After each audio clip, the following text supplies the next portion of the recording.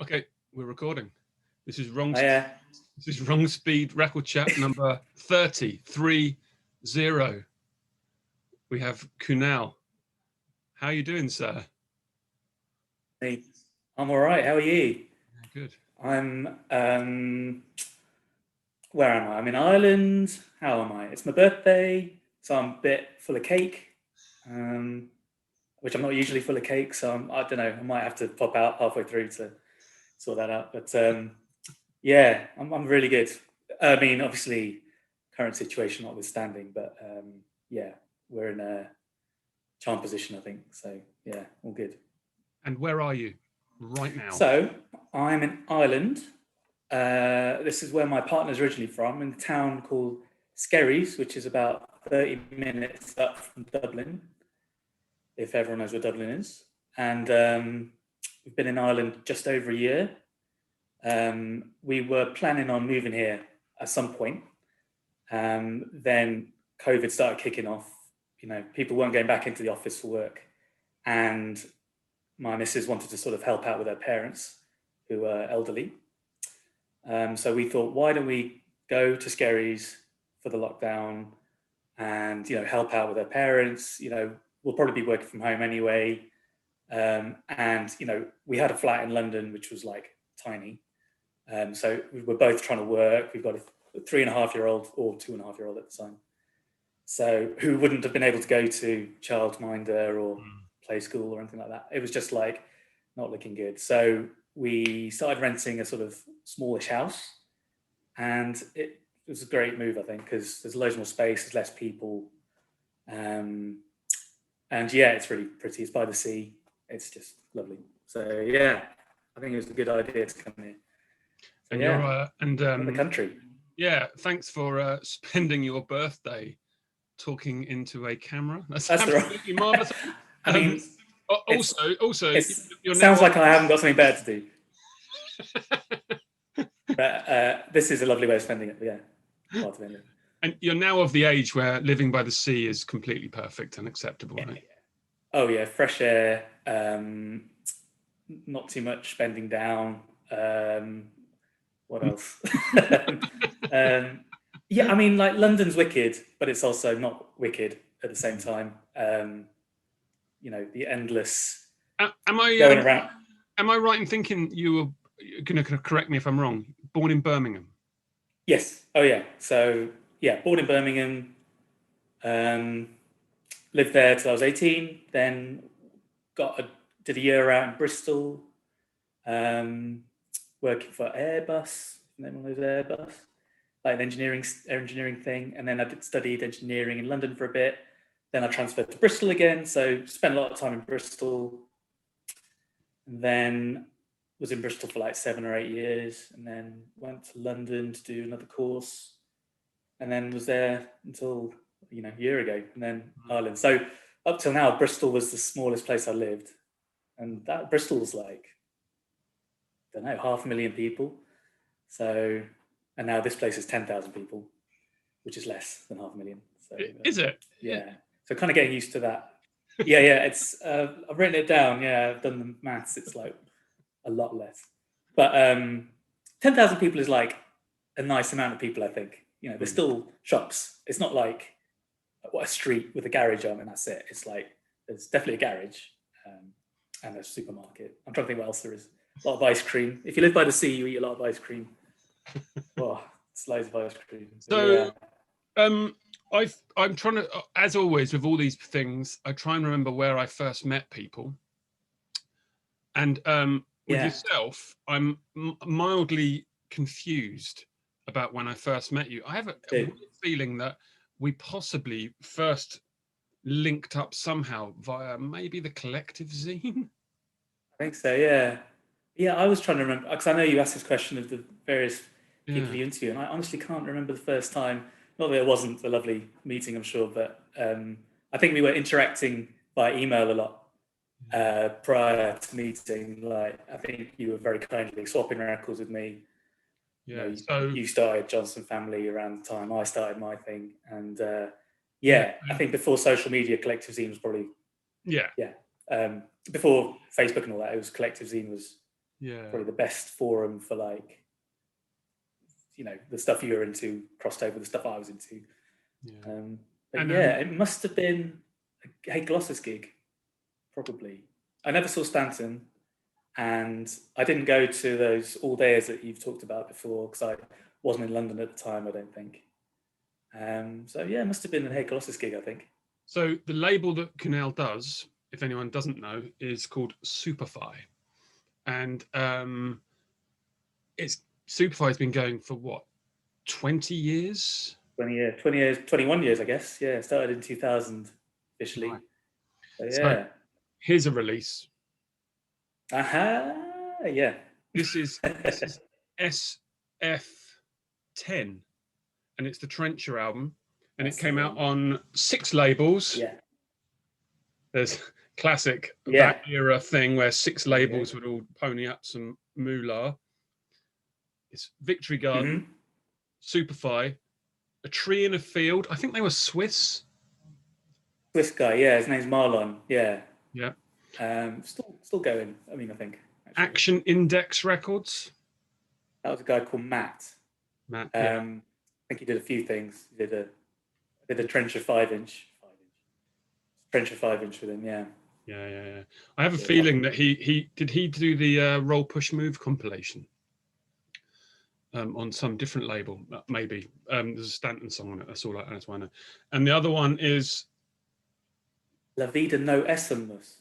Yeah. So not La Vida Essemus, La Vida No Essemus. Yeah, which is Paco's ex-girlfriend's label.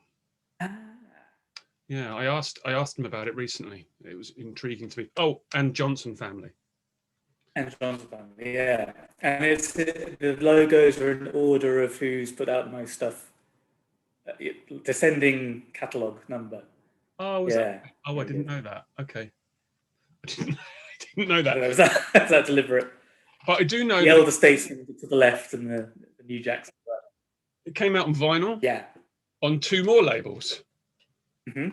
Wakusai and Crucificados Pelo Sistema. Yeah. Crucificados was a German label, a guy called Steven, and he's put out some excellent stuff. I did a few co-releases with him.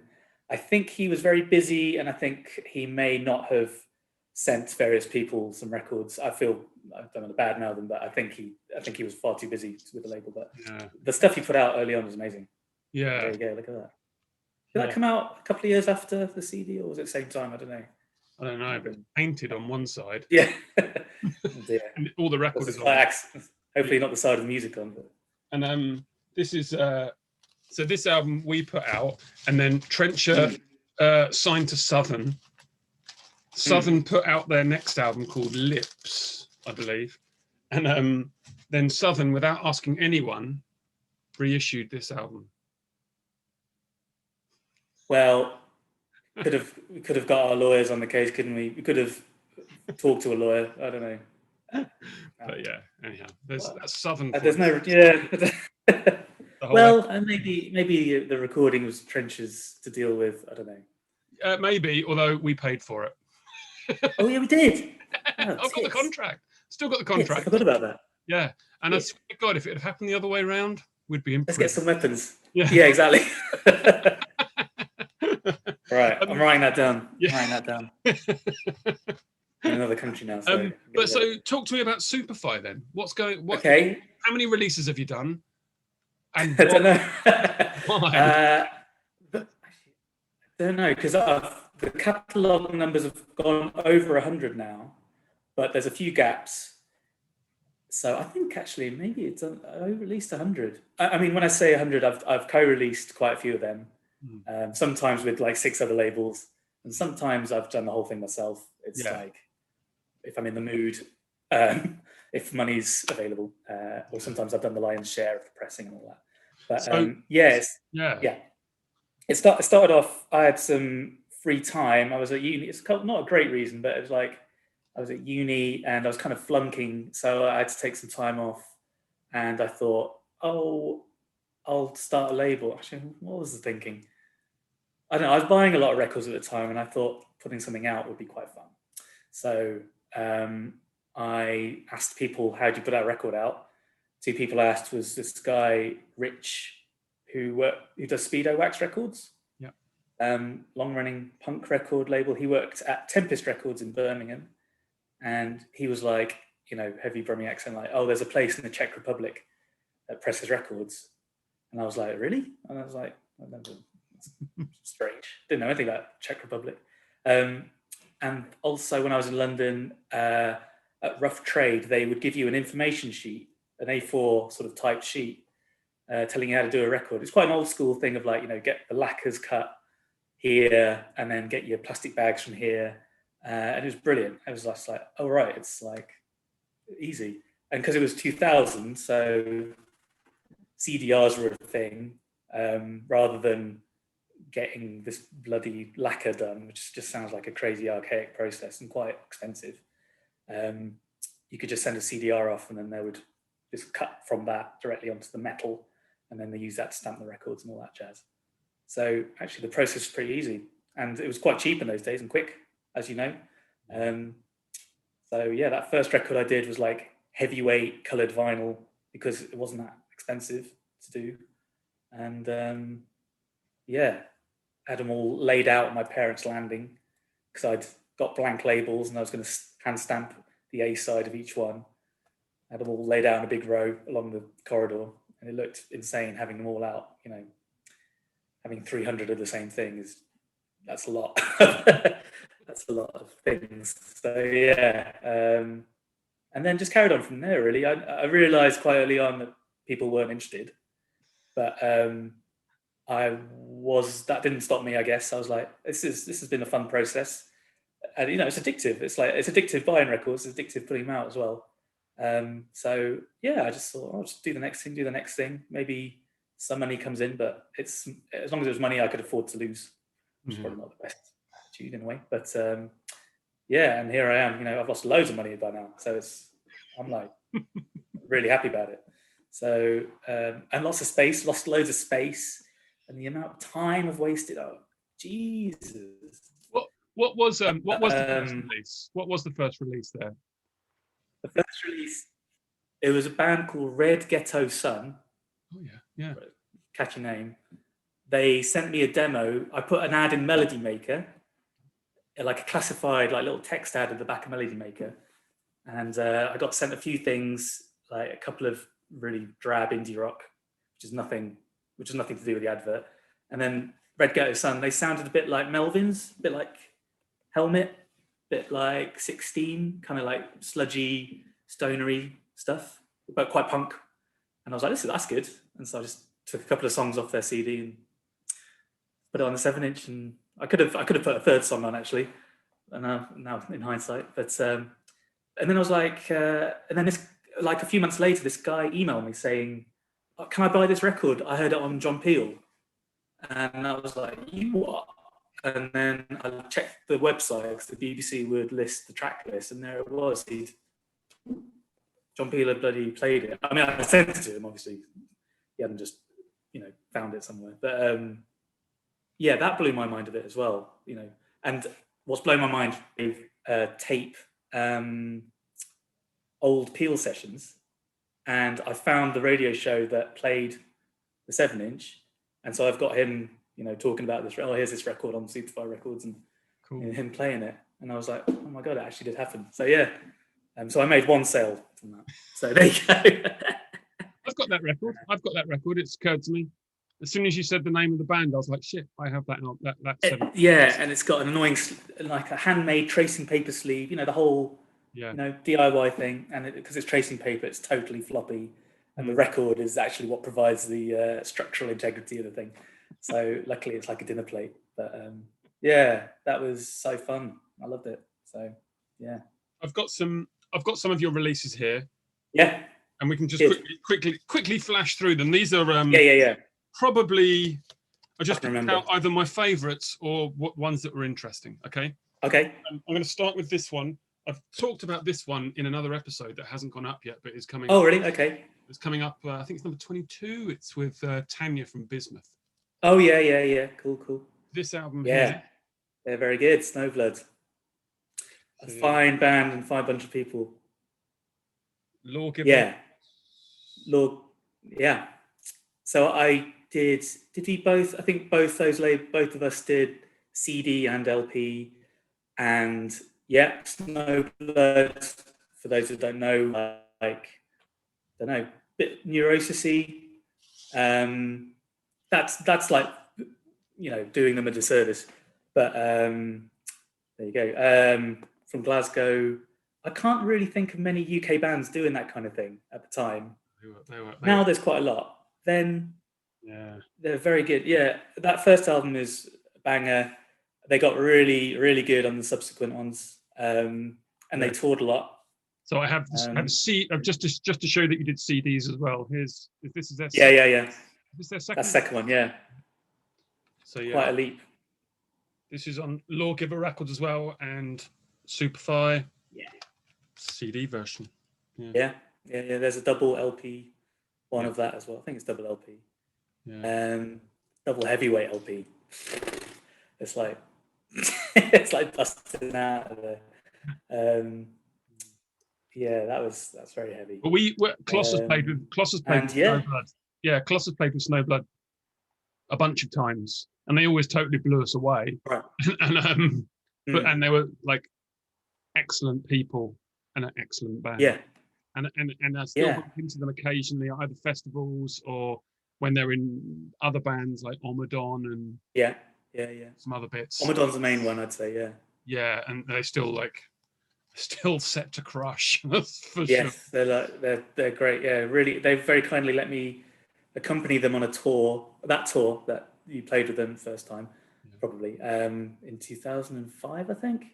Oh, yeah. And I joined them in Ireland. You stayed first time I went to Ireland. Yeah, you stayed at us. Yeah, on that tour. That's right. Yeah.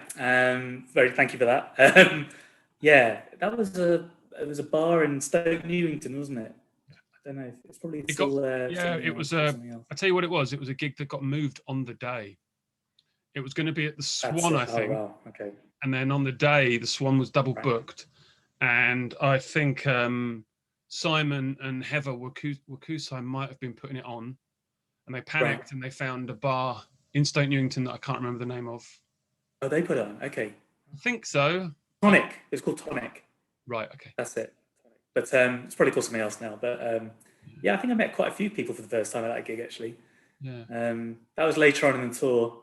It's quite a long tour. It was like 17 gigs or something. But it totally worked out. That actually we can quickly talk about while we're on Snowblood. Can we just quickly talk about the Macbeth gig? Yeah, we can. Yeah. Oh yeah, a traumatic incident. There was another mini tour they did where they did Ireland, and then it was going to be a gig in Glasgow and then London. So drove down from Glasgow to London, got to the venue, and then whoever, I guess they'd had noise complaints in the weeks running up to the gig. Oh man, yeah, I'd forgotten about that. And then, you guys started playing. Maybe you played one song, and he was like, no, too loud, turn it off. And the gig was off. So there you go. And Snowblood hadn't played as well. And so then Snowblood went back up to Scotland. And there's no more to this story. There's no more to this story we want on record, is there? No, oh, I see. No.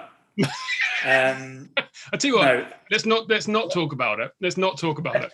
Let me talk to the lawyer about the trenches thing, and I'll talk to them about the Macbeth incident. But I'm sure it's water under the bridge. I think the Macbeth is still going though, but probably with a different, less arsey owner. I don't know. I think having a venue in London is going to be a nightmare proposition because you're either in the middle of nowhere. I don't know how you're not going to have noise complaints. Anyway, I've forgotten about that. That's a good one. Yeah. Wow. But Snowblood were quite sanguine about it, and they were going to record what I think is a third album anyway. So nice little day trip down to London. I was living in London at the time, so it was handy for me. So I just got off there and they went back up to Scotland. So yeah, quite another release. Here's another release on Superfly. Mm-hmm. Yeah. Boris. Boris. The Japanese band Boris. That's kind of, there you go, yeah. It's a picture disc, yeah, but you wouldn't think it is. It's quite clever. Yeah. They actually wanted it to be totally clear, except for a black cat. But as I've discovered, I don't think pressing plants will do. When they press the record, they have to have paper. They have to have the label on the machine, and the label has to be paper anyway. So yeah, that's a picture disc, and the sleeve has this big sticker on it. Yeah, and I had to do 500 of those. Yeah, there you go, Boris. And that's a version of a song. I think it was kind of rejigged. I mean, they're very prolific. They kind of rejig their songs all the time. But I can't remember what album that Abawaku eventually turned up on. Feedback, possibly. But yeah, this is kind of, I mean, they're really quite popular now. But I think I just asked them if they want to do a record, and they said yeah. I mean, this is the thing. These bands you think are like famous and don't have any time, they got loads of time because it's all relative. Yeah. So when I said, "Do you want to do a record?" They were like, "Yeah, go on then." But it was kind of before they were like touring loads and before they'd had stuff re-released on Southern Lord, perhaps. I don't know, maybe not. But yeah, I was like chuffed. Yeah. I think it came out as a tradition a bit too late for a tour they were doing. But anyway, yeah, that came out and it was a bit of a nightmare doing 500 stickered sleeves. It's like a sticker this big. And there's me trying to put down, the first 10, massive great. When you try and laminate your textbooks at school, it's fucked. So yeah, the first 10 had a big old bubble in them. And I'm like, I can't sell 500 Boris records with a big old bubble on the front. So I worked out a method eventually.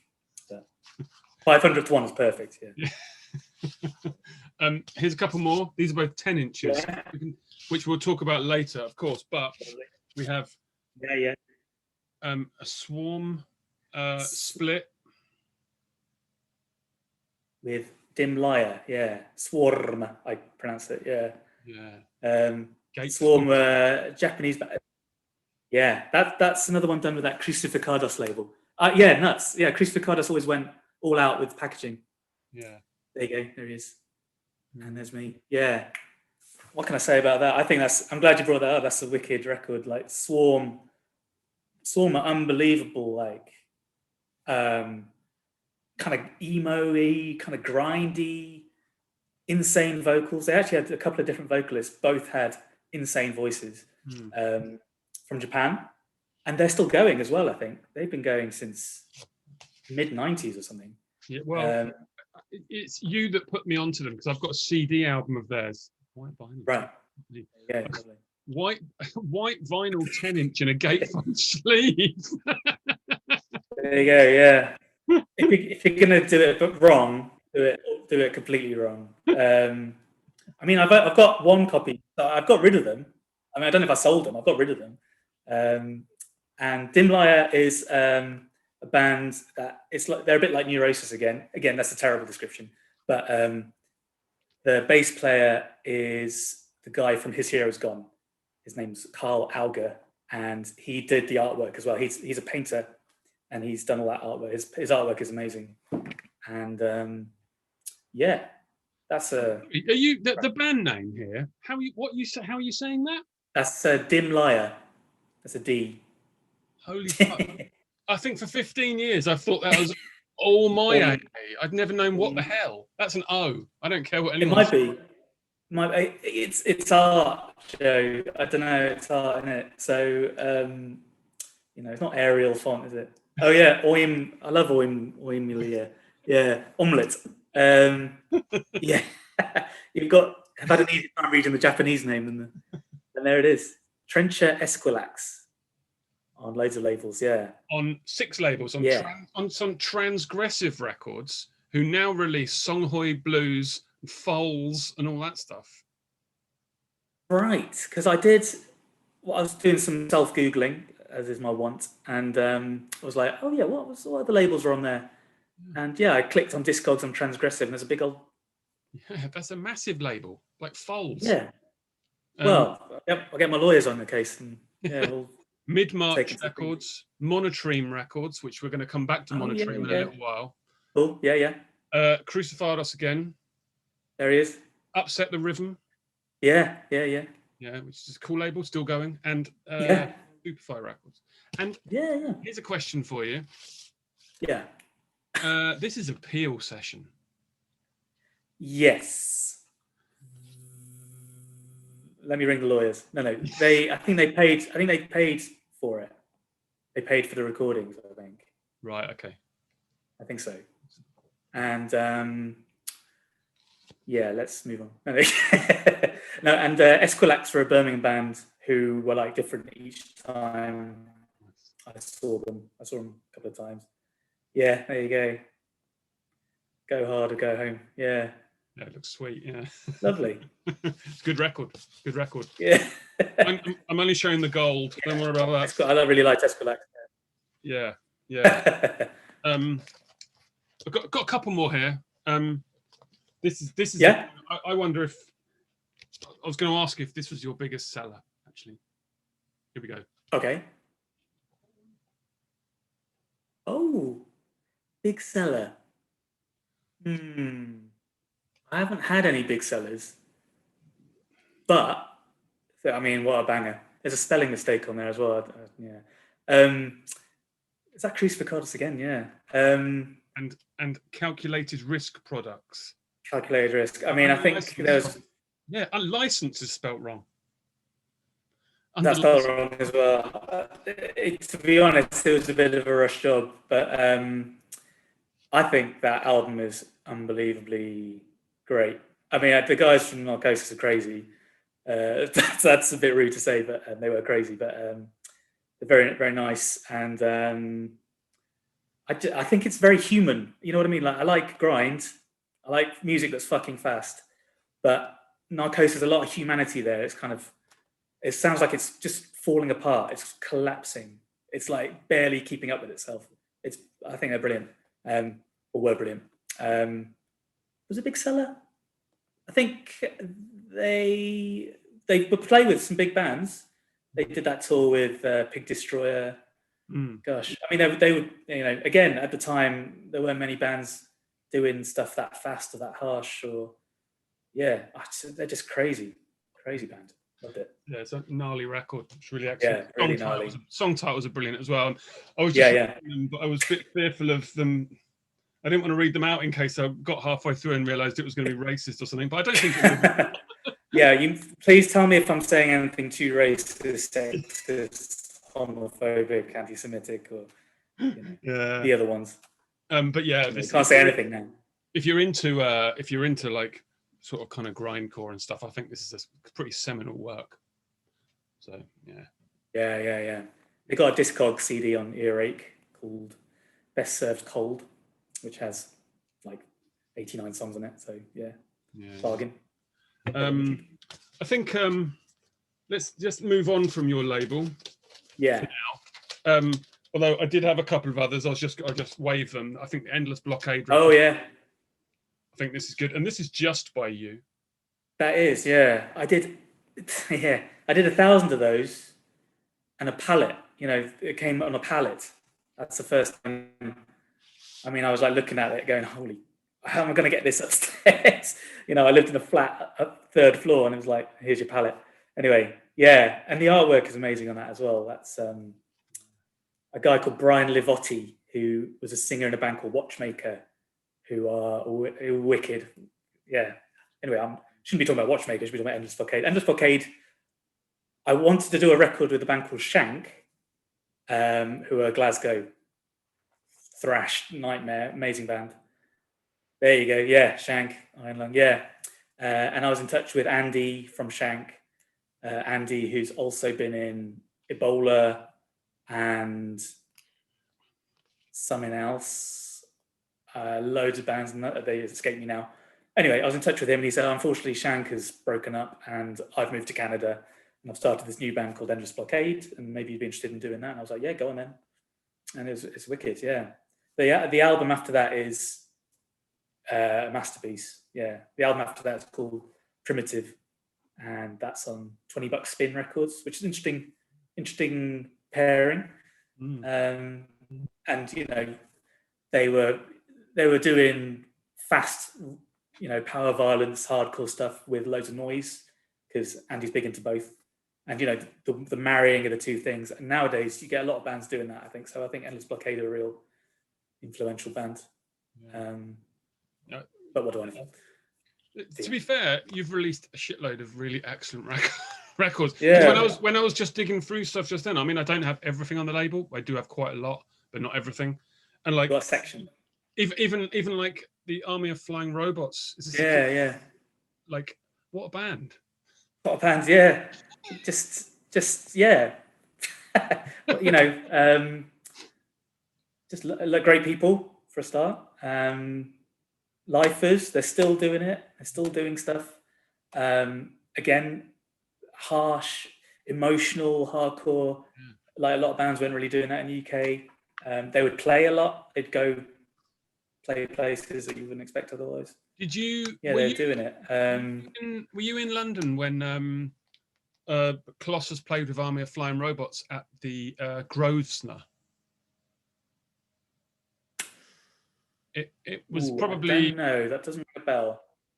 2008 or 9, maybe. Might have been. I don't know. 2008, I would have been in Bristol, I think. But I definitely saw Hey Colossus at the Grosvenor a number of times. I saw Army of Flying Robots at the Grosvenor a number of times, but I don't know if it was the same gig. That gig really sticks in my mind for two reasons. One, like absolutely ruled, like completely destroyed the place. And two, it was packed. Right. The only time I've ever seen it that packed was when Fucked Up played there with Hardskin. Okay. I've never seen That's a lot of people. Yeah. It's quite a big place, 200 people, I think. Yeah. Easily 200 people. It was completely rammed. And I was like, there was a couple of other bands, but it was all UK bands, and it just felt kind of awesome. Like, you know. Was that with did Tractor play that? No, wait. No, that's something else. No, I don't know. We're gonna get on. Wait. Let's go on to Tractor now. So you played in bands, and yes, I have some records of bands that you've played in. Here's a split 10-inch. Yeah, there it is. Another 10-inch. Yeah. Tractor Geisha split. Yeah. What crappy label put this up? Superfight. Christopher Cardos, Johnson Family, Upset the Rhythm. But no, so this is a Tractor. No, just me. Yeah. I thought I was in Bristol. I thought, why don't I do something local? You know, do the Discord thing and do a local band for local people, a local record for local whatever. And they were kind of the two weird, noisy rock bands in Bristol. There's loads of good. Bristol was a funny one. There were loads of good bands in Bristol, but you know, in terms of noisy shit, Tractor is definitely one of the noisiest. Yeah. And Geisha were in a different vein, but similarly noisy, like quite a lot of harsh noise in the mix, I think. Yeah. I wasn't in Tractor at that point, but a guy called Sean was drumming. Yeah. Yeah. So, but then eventually, you made Sean leave. I guess that's how it worked. Yeah. But then you had to. But here's the thing. Okay, so we did a split 7-inch, and this is interesting to me. So you had to change your name from Tractor to Field. Okay, yeah, I think I know what's coming. Okay, why? Again, the lawyers. Well, there's a band called Tractor. There's another sodding band called Tractor. Yeah. Now, I didn't know that. Well, I mean, we could have researched it, I suppose. But this is a shame, because the band I was in called Tractor, the name Tractor is perfect for that band. Yeah, there you go. And Chris Picardos again. Oh my God. Poor guy. No wonder he stopped. Yeah, so there was a prog band called Tractor that started. There you go, lovely. Silver ink as well on card. And yeah, why print anything on the other side? It's really nice. But here's the interesting thing: is for some reason I've got two versions of that sleeve. Yeah. Okay. Yeah. Yeah. I think we did. Well, that's kind of like a test printing. Yeah. So the silver ink one is a screened one, screen printed, and that was always the plan. But they weren't, classic. They weren't ready in time for a gig that Hey Colossus played in Bristol. I thought, they're playing Bristol. This is the prime opportunity to give you the blooming records. And also Tractor, or rather Field Boss, was supporting you in Bristol. And it was Part Chimp, I think, headlined. So that was a great night, yeah. But there it is, yeah, I've got that as well in storage. Excellent night, yeah. That was probably a week before I left Bristol. So that was a nice sort of event to round out my time in Bristol. And so yeah, the white card version, I thought I'd get that done in time for the gig. It looks nice. I think it looks very cool. Ellie from Good Throb did the artwork. She's an amazing artist doing faces, at least. And that gig was cool. And then you guys all stayed at our flat, didn't you? And then Duncan went to London and then played on the 4th Plinth in Trafalgar Square, and in 2 a.m, and we were sat watching it the live stream. Yeah. And I was like, this is weird. And then he came back or something. Anyway, yeah. I was like, this is great. Yeah. It all worked out. So, what it was we played Bristol with you and Part Chimp, and this 7-inch appeared, or this version of the 7-inch appeared. Yeah. And then we played. Duncan immediately got on a train, went to London, and played on the 4th Plinth as part of that art thing that was happening back then. Yeah. Like you said, we watched it, and then in the morning we picked him up from the train station and drove to Manchester, and we played in Manchester. That 4th Plinth thing that's excellent. That's an excellent idea. I can't remember the artist now who organised it. Anthony Gormley, maybe. Yeah. But Duncan just sat up there with all the same like little boxes that he'd just played with Colossus with. Yeah. Had it all up on the 4th Plinth, and then just noodled for an hour, climbed back off the Plinth, got on the train and met us in Bristol again. People dancing, like pissed clubbers going, oh yeah, it's the guy from Hey Colossus, wicked. I thought we were just playing in Bristol then. That's crazy. Yeah. So I mean, that's excellent. Yeah. So that was Tractor. Then another band you did, and this I'm going to say is the worst sleeve. Let's have a look. This is actually, to be honest, you're not even on this record. Shit. But you did put it out. Right. Look at that sleeve. Yeah. Came out a bit dark, innit? The worst. Heart Burning Water. Yeah. Actually, yeah, you're not. So you did play, you're not actually on this one. So I'm sorry. Not on that one, no. Yeah. That's that's the 3rd album. The 3rd album, and it came out on CD on a label called Swarm of Nails. That's right, the I there. And then it took, I'd sort of been out of the label game for a while, but anyway, I thought this deserves a re-release or whatever. And that came out at the same time as the 4th album came out on vinyl. And yeah, I think, I mean, Heart Burning Water, amazing band. If you don't know, check it out. It's like deranged punk rock. Again, I like bands where it sounds like it's about to fall apart any second. And, the guitarist is a riff genius. He just comes out with stuff all the time. He's like absorbing all these different influences and just sort of vomits out stuff that sounds good to me. But yeah, we could talk about that some more if you want. But that 3rd album's where they start getting less tight. Yeah. They're very constrained. The first 2 albums are very like, I think they were like making sure it was like really military and like perfect. But I think with the change of bass player on that album, it got a bit looser and more interesting to me anyway. But still amazing. Yeah, properly amazing. We played with Art of Burning Water when you were in the band a few times, and sets were always about 15 minutes long. They were absolutely brutal, like feedback wailing in between the songs. Songs were about a minute or two long, like a riff avalanche. Yeah. Vocals always so buried in the mix you couldn't hear anything. But it was always really exciting. I can't remember the last time we played, but there's a story about the singer, Gaith, right? His name? Yeah. I think we played with you in Bristol, and it was at the either at the Exchange or somewhere like that, and he'd gone up the road to get some chips. Adam put it on, yeah.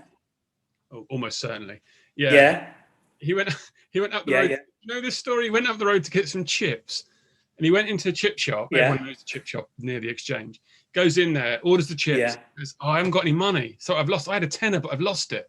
And the bloke said, bloke leant over and picked it out of his hair. Yeah. It was just like it's just in his hair.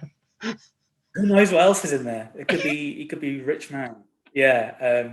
Every time he has a haircut, that's how he pays for it. It's just money falls out of his hair.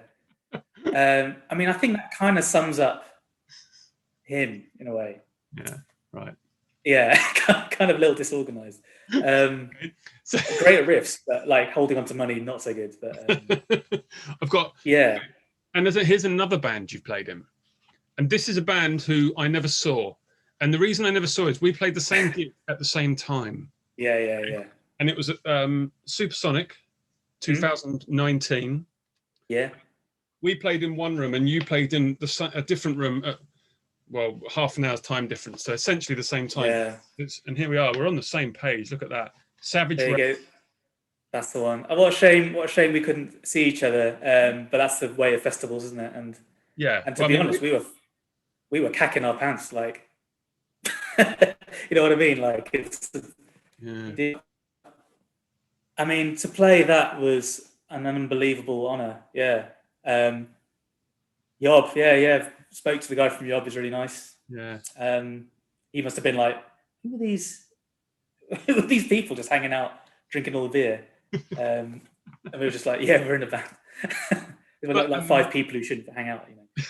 But so what's the score with that band? Savage Realm. I saw there's a cassette. I never got it. Again, it's on Superfly and a bunch of other labels. 169 copies. I know that. We did a bunch, and then a German guy did a bunch more, and I can send you one. And anyone else, if you're interested. But Savage Realm is essentially, if you know the band Lich, maybe Battle of All 359. Yeah.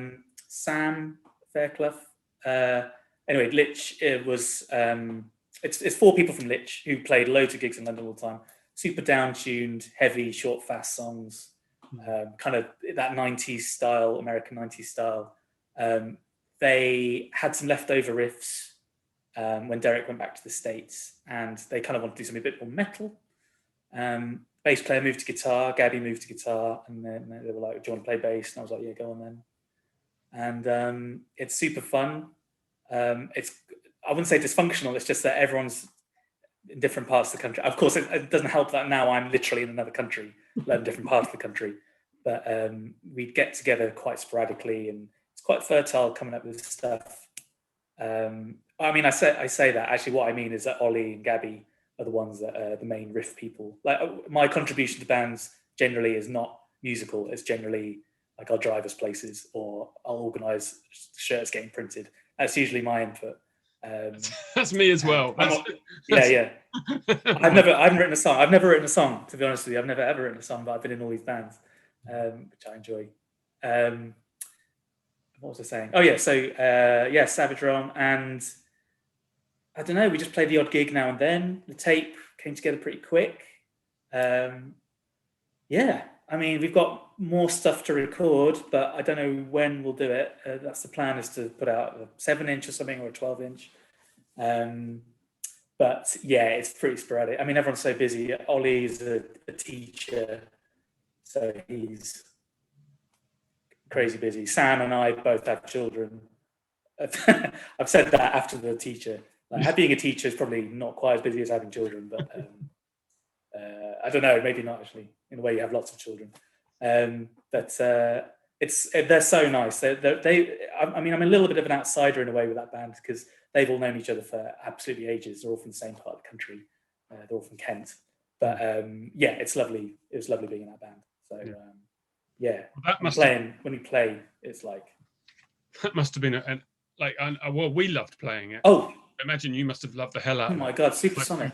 Yeah, we loved it. Well, I mean, it blew my mind you got asked to play. Like, I was like, oh, it must have been Nathan Warner, who used to work at Tempest and does record shops in Birmingham. And I know he likes to have a drum. And I was like, oh, he must have told them about us. And that's how we got to play. And then apparently the guys saw him later on at the fest. And they were like, thanks so much for getting us to play the festival. And Nathan was like, no, it wasn't me.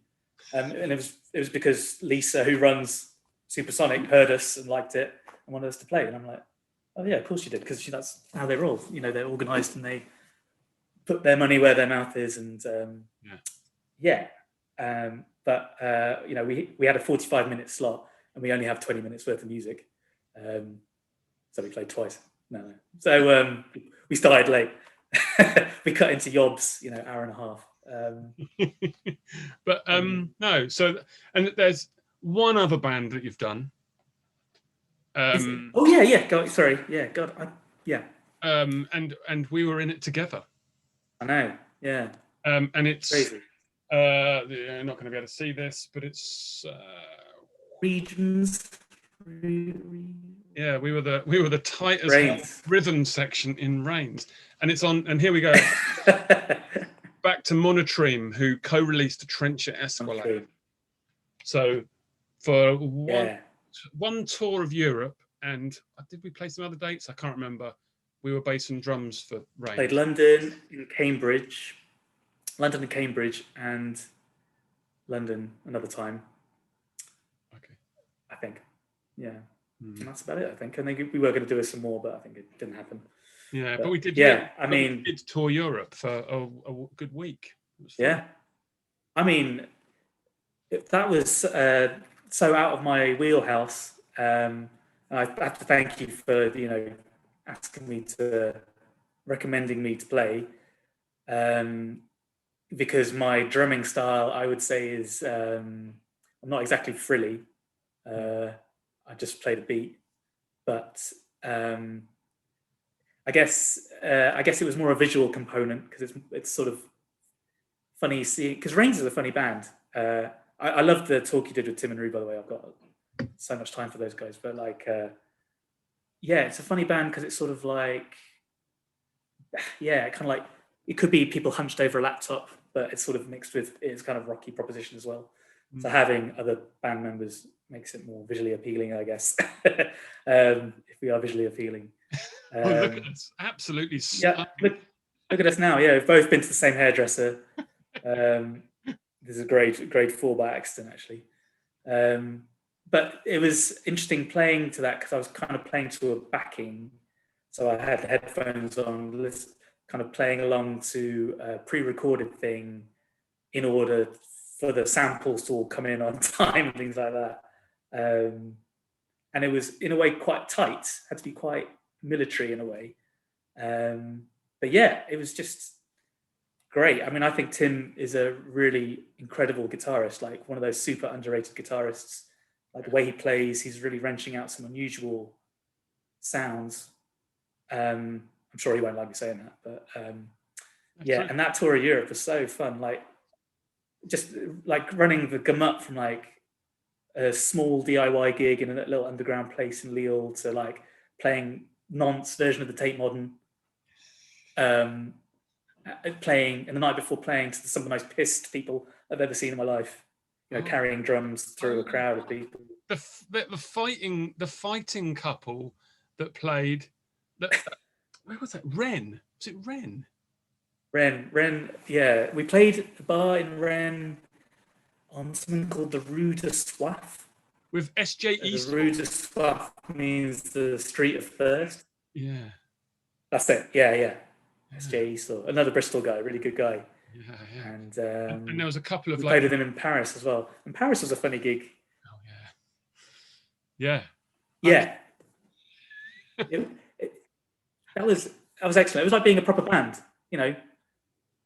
venues and getting fed. And this is the thing about going to Europe. They treat you. I don't want to be the cliche of saying playing in the UK is rubbish, because that's not true. It's got a bad rep, and but when you go to Europe, I don't know, maybe they appreciate artists from other countries more. UK bands are not appreciated in the UK. French bands are not appreciated in France, etc., etc. But you get given loads of great food. You get somewhere to stay. You're playing varied bills. Everyone's very nice. People are like, wow, you've come all the way from Somerset. It's like, where even is Somerset? So, it was good fun though, wasn't it? I have very fond memories of that, like week and the tour and the driver, amongst other things. And destroyed your shrubs, destroyed your shrubbery. we all stood by and just watched the shrubs. And you were like, why doesn't somebody stop him? I remember that. And I was like, wow, this is off to a good start. And but stuff grows back. It's a metaphor. But so anyhow, okay, so that's your label and most of your music. Maybe there's other music things, but we've covered a lot there. So let's actually get on with talking about records. Is that good? Ages. So I sent you a list. I know you don't have all your records because you're in Ireland and all your records are in Chingford or somewhere, wherever you said.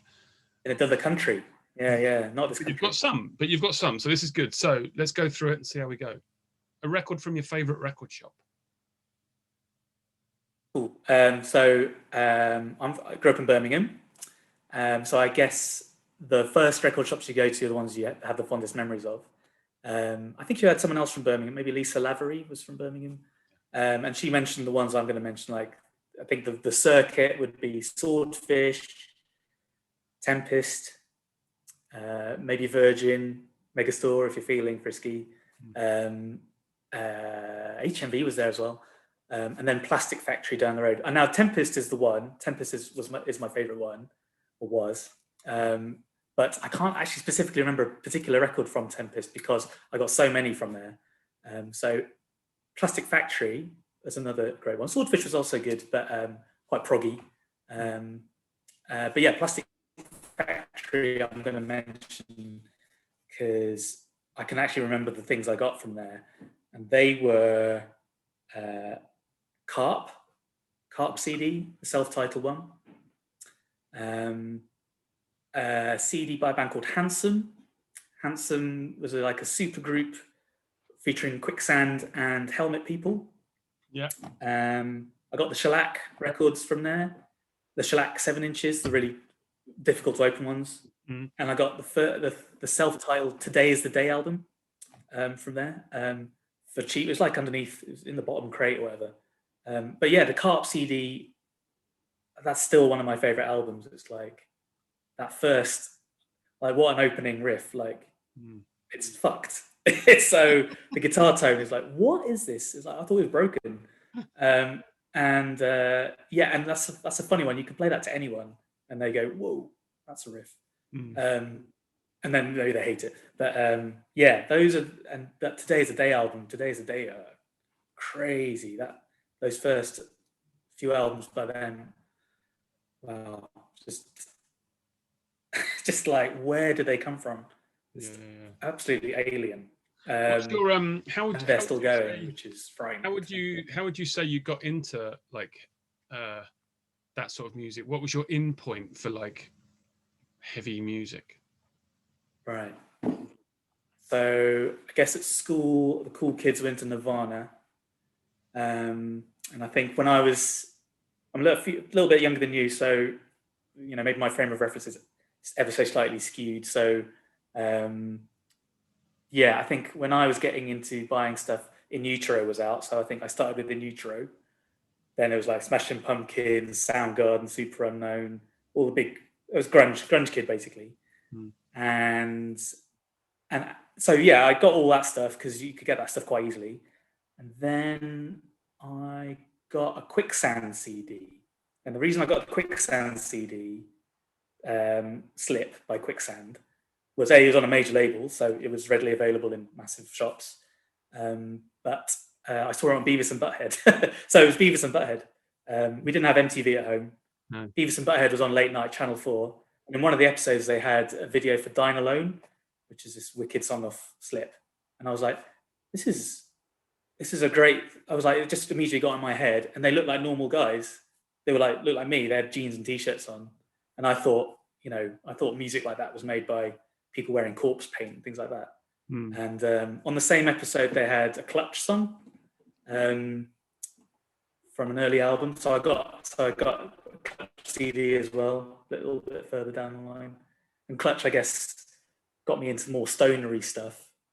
And Quicksand got me into more hardcore stuff. Because Quicksand, I think, had a thanks list, and they were like a New York band. So I started getting all these New York things. But yeah, I'd say Quicksand's probably the first kind of obscure band I got into. Yeah. And then the floodgates just open, you know what I mean? You just start going, oh, right, what are the bands? Who do they play with? Who do they like? Who are they influenced by? Also, reading Melody Maker. Melody Maker isn't I wasn't reading Maximum Rock and Roll, I didn't know what that was, but like reading Melody Maker, they would have a lot of indie stuff, but certain writers were into heavy things, like this guy, Neil Kulkarni. He mentioned Shellac and Shelter and Deftones. He did a really good review of Deftones. There's another writer talked about Helmet, and I checked that out. Yeah, so I mean, I didn't have many people recommending me stuff. I've got an older sister who was into like 4AD things, Pixies and Lush and things like that, but she's quite a bit older, so she passed some things on to me.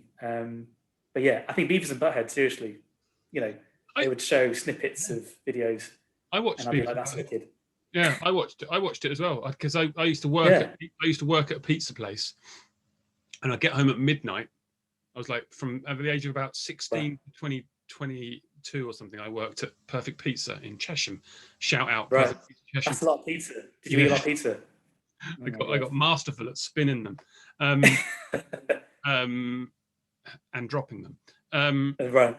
But I would get home, and Beavis and Butthead was on at like 12:30 or some crazy time at night. Yeah. And yeah, I was. And they'd play, and I don't know. I think Beavis and Butthead quite like Quicksand, so I was like, that also, if they were slagging them off, I probably wouldn't have checked it out. They played some good stuff on there. Yeah. Crowbar. They had a Morbid Angel song on there. Yeah. We've got somewhere. We've got the full 10 DVD box set, Beavis and Butthead box set. Oh, right. Yeah, but it's got none of the music on. It's just the stories. Yeah, I know. That's some of the best bits. Yeah, I know. They, very pithy sort of descriptions of the band. Just like they really nailed it. And I wonder sometimes whether careers got destroyed by Beavis and Butthead going, this is the bad bit and this is the good bit, or whatever, of a loud, quiet band. Well, judging by the number of, grunge also-rans, I mean, that's a bit of an addiction of mine, is like tracking down these bands that put out albums on major labels that are like in dollar bins across the USA, but never made it here, because there's so much gold. There's like, I know you're a big Seaweed fan. Actually, I'm not a big Seaweed fan, but I've got into Seaweed more recently. Like, they were on a major label and being pushed, and there's so many bands like that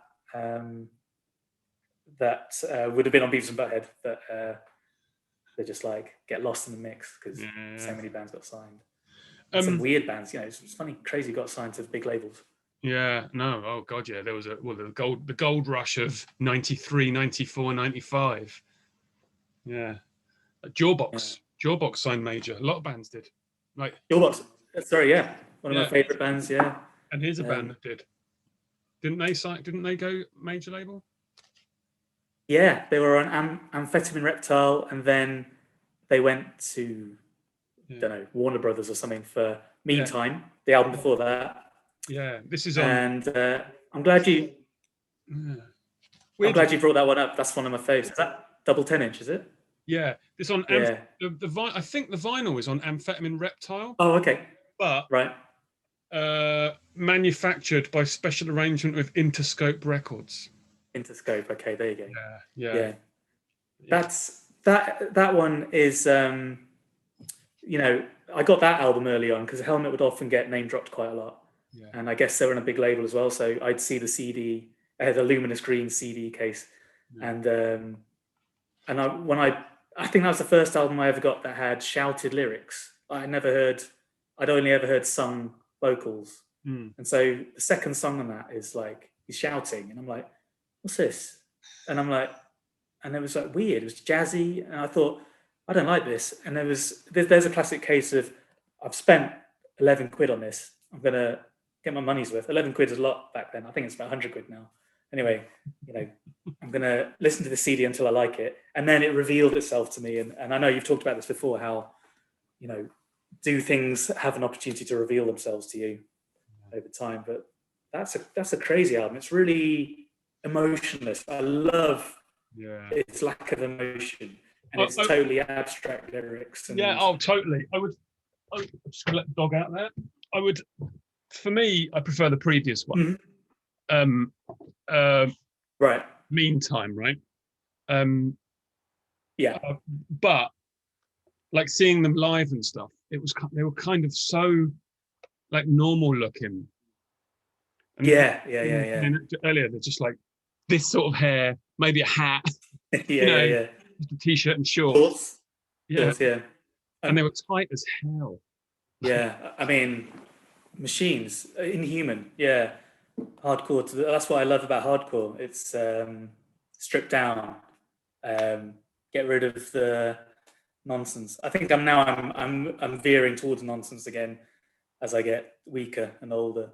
But they were just on the case. I think, and jazzy with it and like exploratory with it as well. But very weird band. But maybe you prefer the older one because I heard Betty first, and I wasn't aware of the older one. I'd only heard that later on. So again, it's like the first one you hear is the one you like the most in a way. I think that is.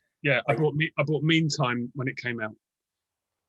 And, right. And then I got the first one, which was Strap It On afterwards, and everyone was going on about how much they preferred Strap It On. And I was like, Meantime's better than that. That's very different. That is a mad album, Betty. But and I think at the time people didn't like it, but then they did that sort of 25th anniversary tour or 30th year anniversary tour, and they played the whole thing from beginning to end. I mean, I don't know, I don't really like that kind of thing, but just goes to show, give it time. 30 years, give it 30 years, and people will work it out. So, I think it's the same with like Soundgarden. I know you like the early Soundgarden stuff, but Super Unknown was the first one I got, and I'm like, it is the same. I didn't get Bad Motorfinger at all. Louder Than Love is the one for me on Soundgarden as well. Like go in. I'll go listen to that. Record with Memories. Hit me with Memories.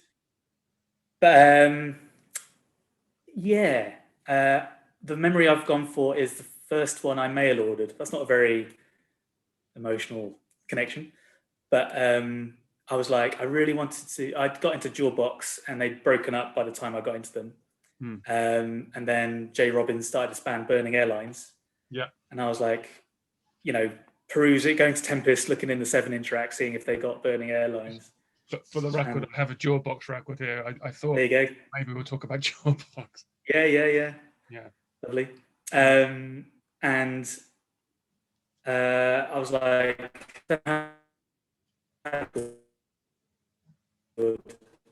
and it occurred. Then I learned about mail order, sending money through the post, and then hoping something will come back. It was just such a crazy concept to me at the time. But they don't have all the records. I didn't realize that. So, I sent a check. I had a NatWest checkbook. I crossed out the pound and put dollars. And I wrote like $30. And I said, can you send me the Burning Airline 7-inch and a Shiner CD, a band called Shiner, Lula Divinia by Shiner. Incredible album. And they sent it to me. And it wasn't until much, much later that I realized there's absolutely no way they could have cashed that check. So they must have received this check from some kid, 18-year-old actually. So not a kid, I should have actually known better. And they were like, okay, we can either write back to this guy saying you're an idiot, or just send him the shit. So I owe the Jawbox guys, $30 or something. But from that Burning Airline, from that, the ability to mail order stuff, I got so much more stuff. But love that Burning Airlines record and saw them play live.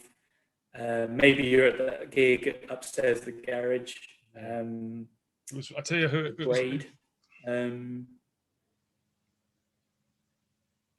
Braid, there you go. Yeah. I must say, that never clicked with me. But December the 4th, 1998, upstairs the garage. I remember the date because I had a year out in Bristol, went to that gig upstairs the garage. I think Yeast played, James Parker. And then went to my friend's birthday in Camden Palace, and then fucking fell asleep. But yeah, Braid and Burning Airlines had a split 7-inch, didn't they, for sale? Yeah. They covered Echo and the Bunnymen. Yeah.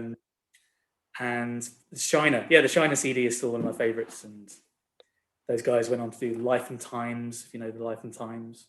Right. And that Shiner album is like Jawbox. It's super heavy. Super heavy, but like sung vocals and really intricate, unusual arrangements. I just can't get enough of that stuff. Post-hardcore sound.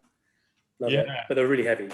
Well, because on the same sort of note, I thought I'd raise up the Bluetip album. So I think, am I right in thinking you're a fan of the Bluetip? Yeah. So I think. Yeah.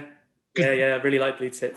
Yeah. See, the thing is we're okay. You are a couple of years younger, 6 years younger, but we're the same era of Discord liking, I think.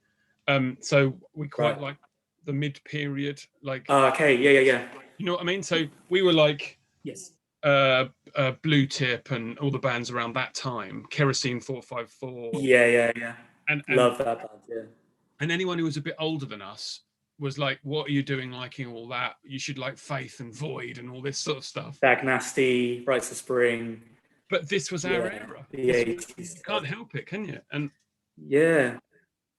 I mean, I think I picked it up because of the cover, actually. I really like the graphic design, like Jason Farrell. Yeah. Look, that kind of weird 50s rockabilly look or something.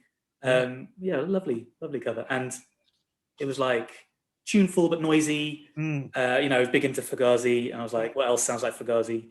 Yeah. The album they did after that, I think, is my favorite one by them. And they played live all the time. They toured all the time. I saw Bluetip like 3 times or something. Yeah, I saw them at the Water Rats. I saw them. Do you see them at the Water Rats? Yes, and I think that might have been with the Farewell Bend. Yeah. Do you remember that band, Farewell Bend? Yeah. And the Farewell Bend's album just got reissued on vinyl, and that's a really lovely album. Like, just I don't know, just classic post-hardcore kind of sound. Worn. It sounds worn and vinegary and just raw. Here's a band I want to talk to you about from that era. And I'm gonna say it out loud. I don't think anyone else I know likes them as much as me, and I think maybe you as well. I'm hoping I'm totally misjudged the whole situation. Similar era, same label, never toured the UK, and it's Mark Went Crazy. Yeah, Smart. I think unbelievably good. Yeah, like.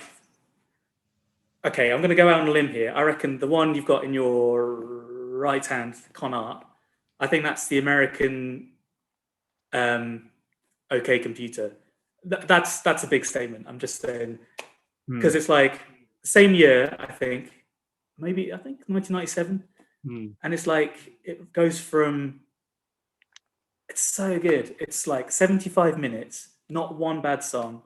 Yeah. Indie rock, biting lyrics, acid, witty, and just tunes coming out of woodwork. It's just unbelievably great, inventive, magic. Yeah, you got it on vinyl, amazing. It's been. I remember a story. There's a photo. Yeah. Yeah, it's been okay. It's been reissued on double vinyl now by Ernest Hemmings Records. Right. Oh, right. I didn't know. I remember, this is on a tangent, but I remember an interview with the band in Punk Planet, and the singer I remember seeing a band photo. I didn't realize the singer guy was the black guy. I remember him saying in an interview how he would arrive at a venue and, you know, everyone assume he's driving or like he's playing bass or playing drums, you know what I mean? And I was like, oh, right. I made that same assumption, you know what I mean? I was just like, this is a separate conversation, obviously, but yeah, it was uncommon to see that in a band. But yeah, well, there's amazing band. No pictures of the band on the first album. This is the first album. Yeah. Now we're even. I love both records equally.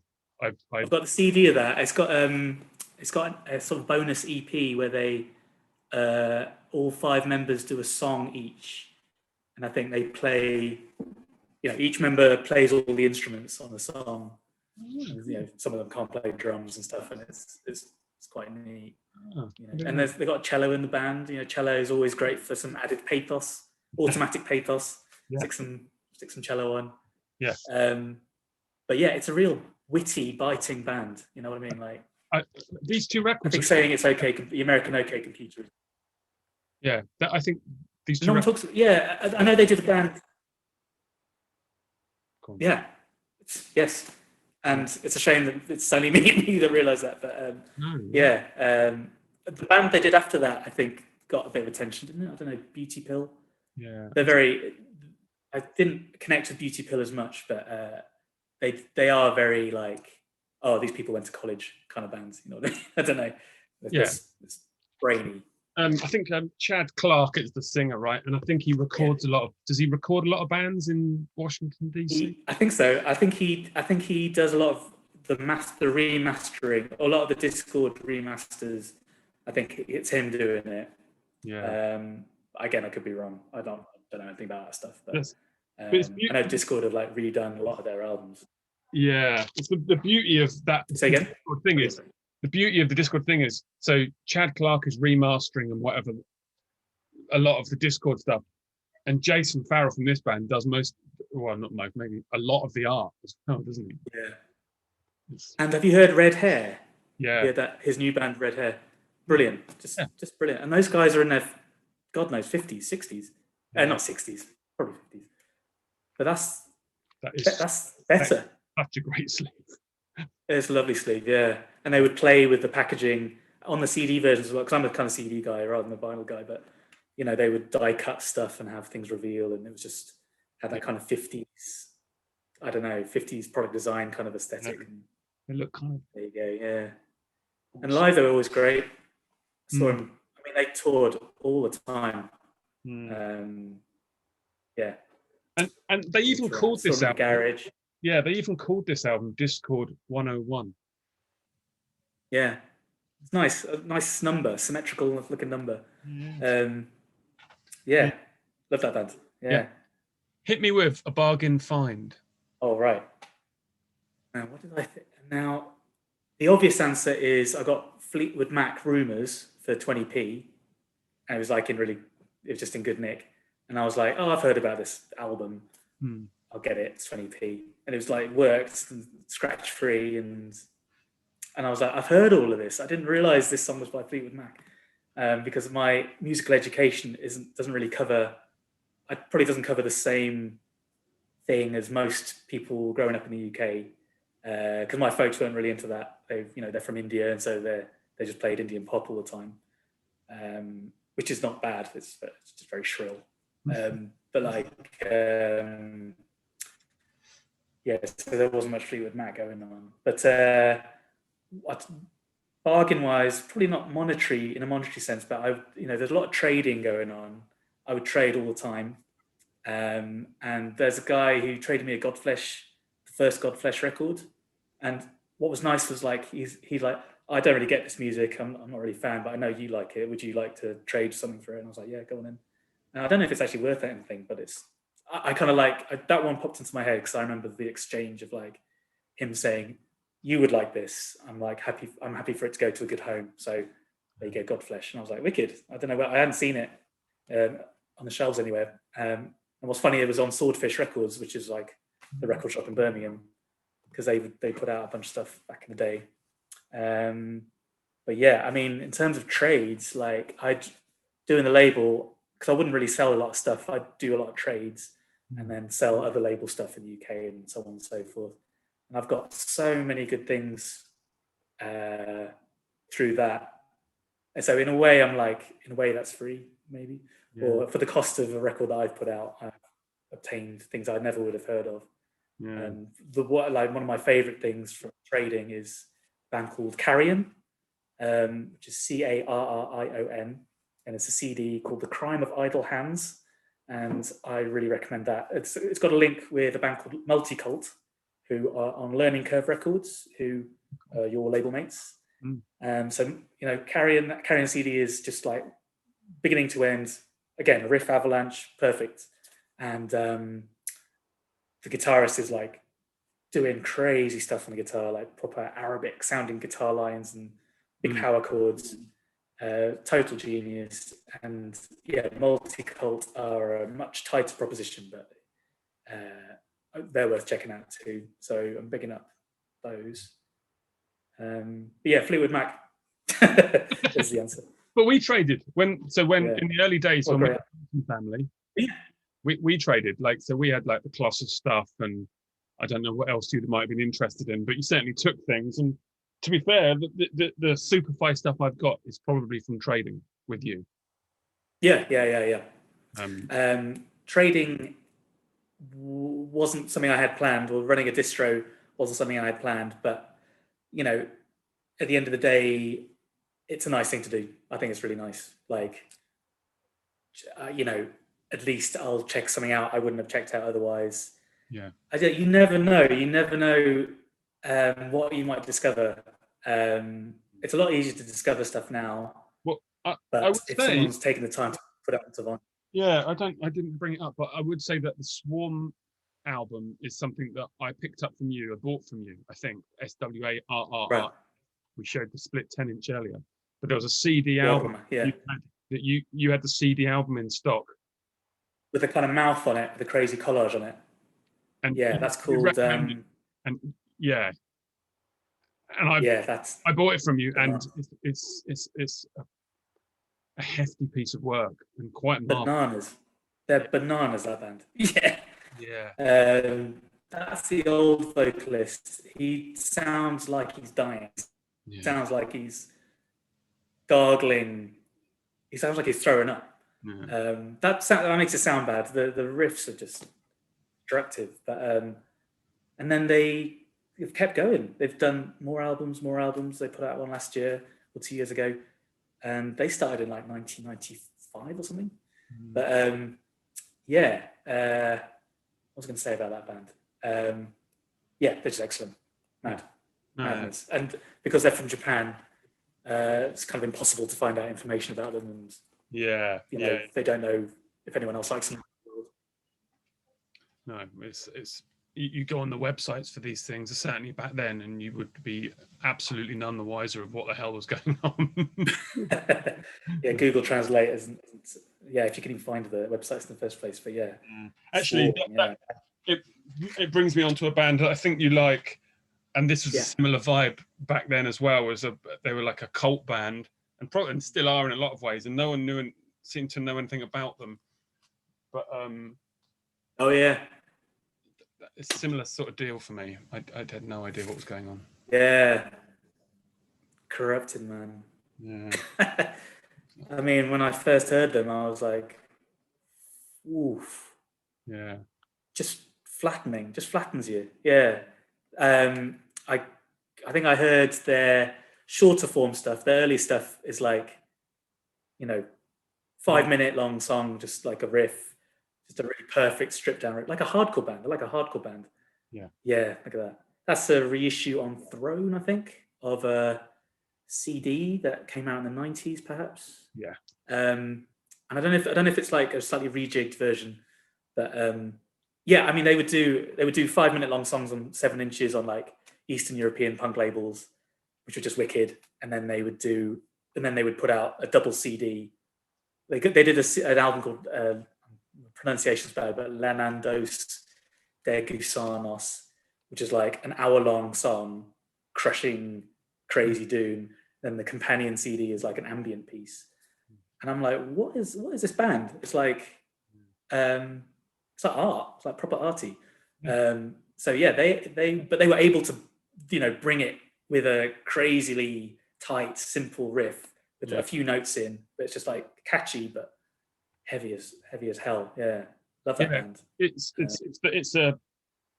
was again from the era where the internet wasn't really going, and it was, to me, they were like a mystery band, and that was I got their stuff in for distro from a label called HG Fact.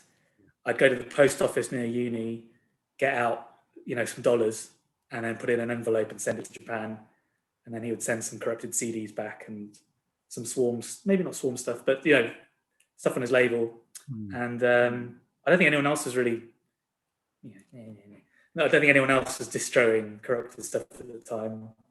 And same with Boris. I'd send some money for Boris CDs, and I got I'd be in touch with Inoxia Records.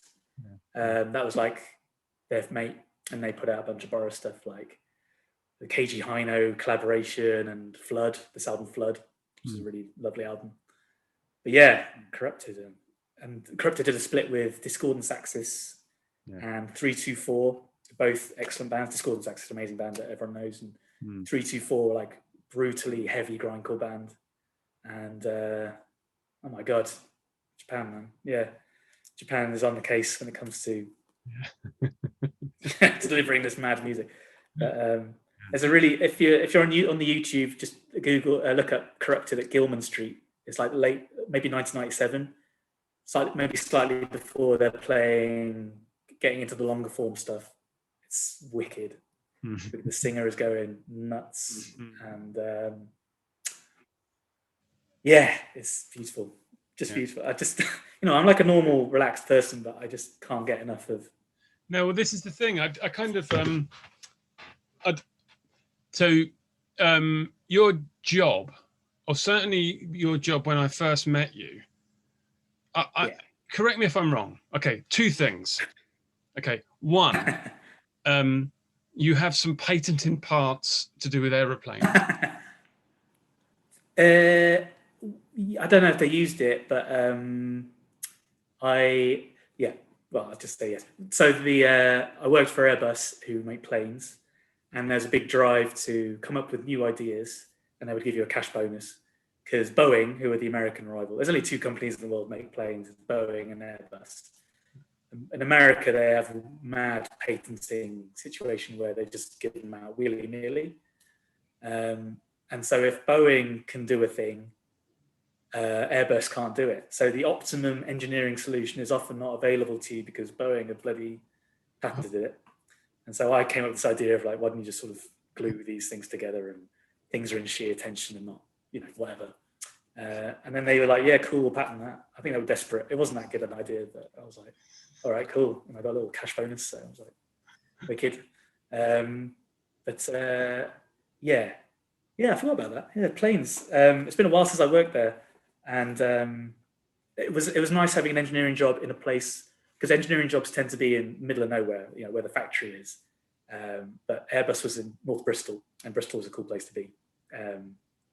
A bit of a commute out to the north of town, but it was doable. But I really like being in Bristol. And what's mad is that seemed like such a job for life. It's like it's a huge conglomerate across Europe, employs tens of thousands of people, and now this pandemic's hit, air travel's taken a nosedive, and Airbus is having to lay people off or force early retirement, and you're like, what job is safe? If that job isn't safe, the last job I had was working for a company that makes vacuum cleaners, and they're doing quite well. So obviously that's the industry to get into. People are staying at home more, and so they want the vacuum more. So maybe that's the other thing. Stick some wings on it. Oh, sorry, yes. The other thing, and you might know where this is going, and I don't know if this is a rumor, but I'm just going to say a pop star's name, and then you can fill me in on any facts about this pop star that you know or that you are connected to in somehow. Lady Gaga. Oh, okay. I worked for a company that made a flying dress for Lady Gaga. Okay.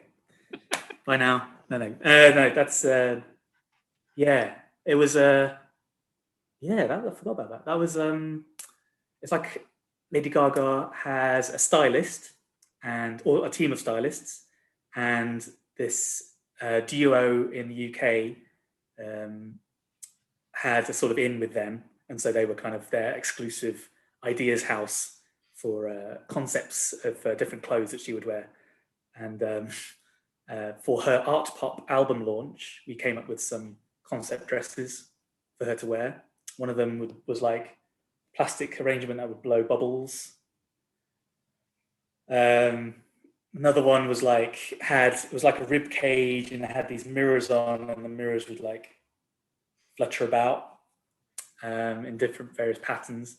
And then another one was like a giant drone. She would stand in this thing, and there were 3 massive propellers above her, and she would fly and present this new album. I mean, yeah, it was the fashion world, and I've got maximum respect for people in the fashion world now, because I know about dealing with plastic and metal and hard materials, but actually making clothes that fit the body comfortably, that's a whole different like 2D to 3D situation that I have no clue about.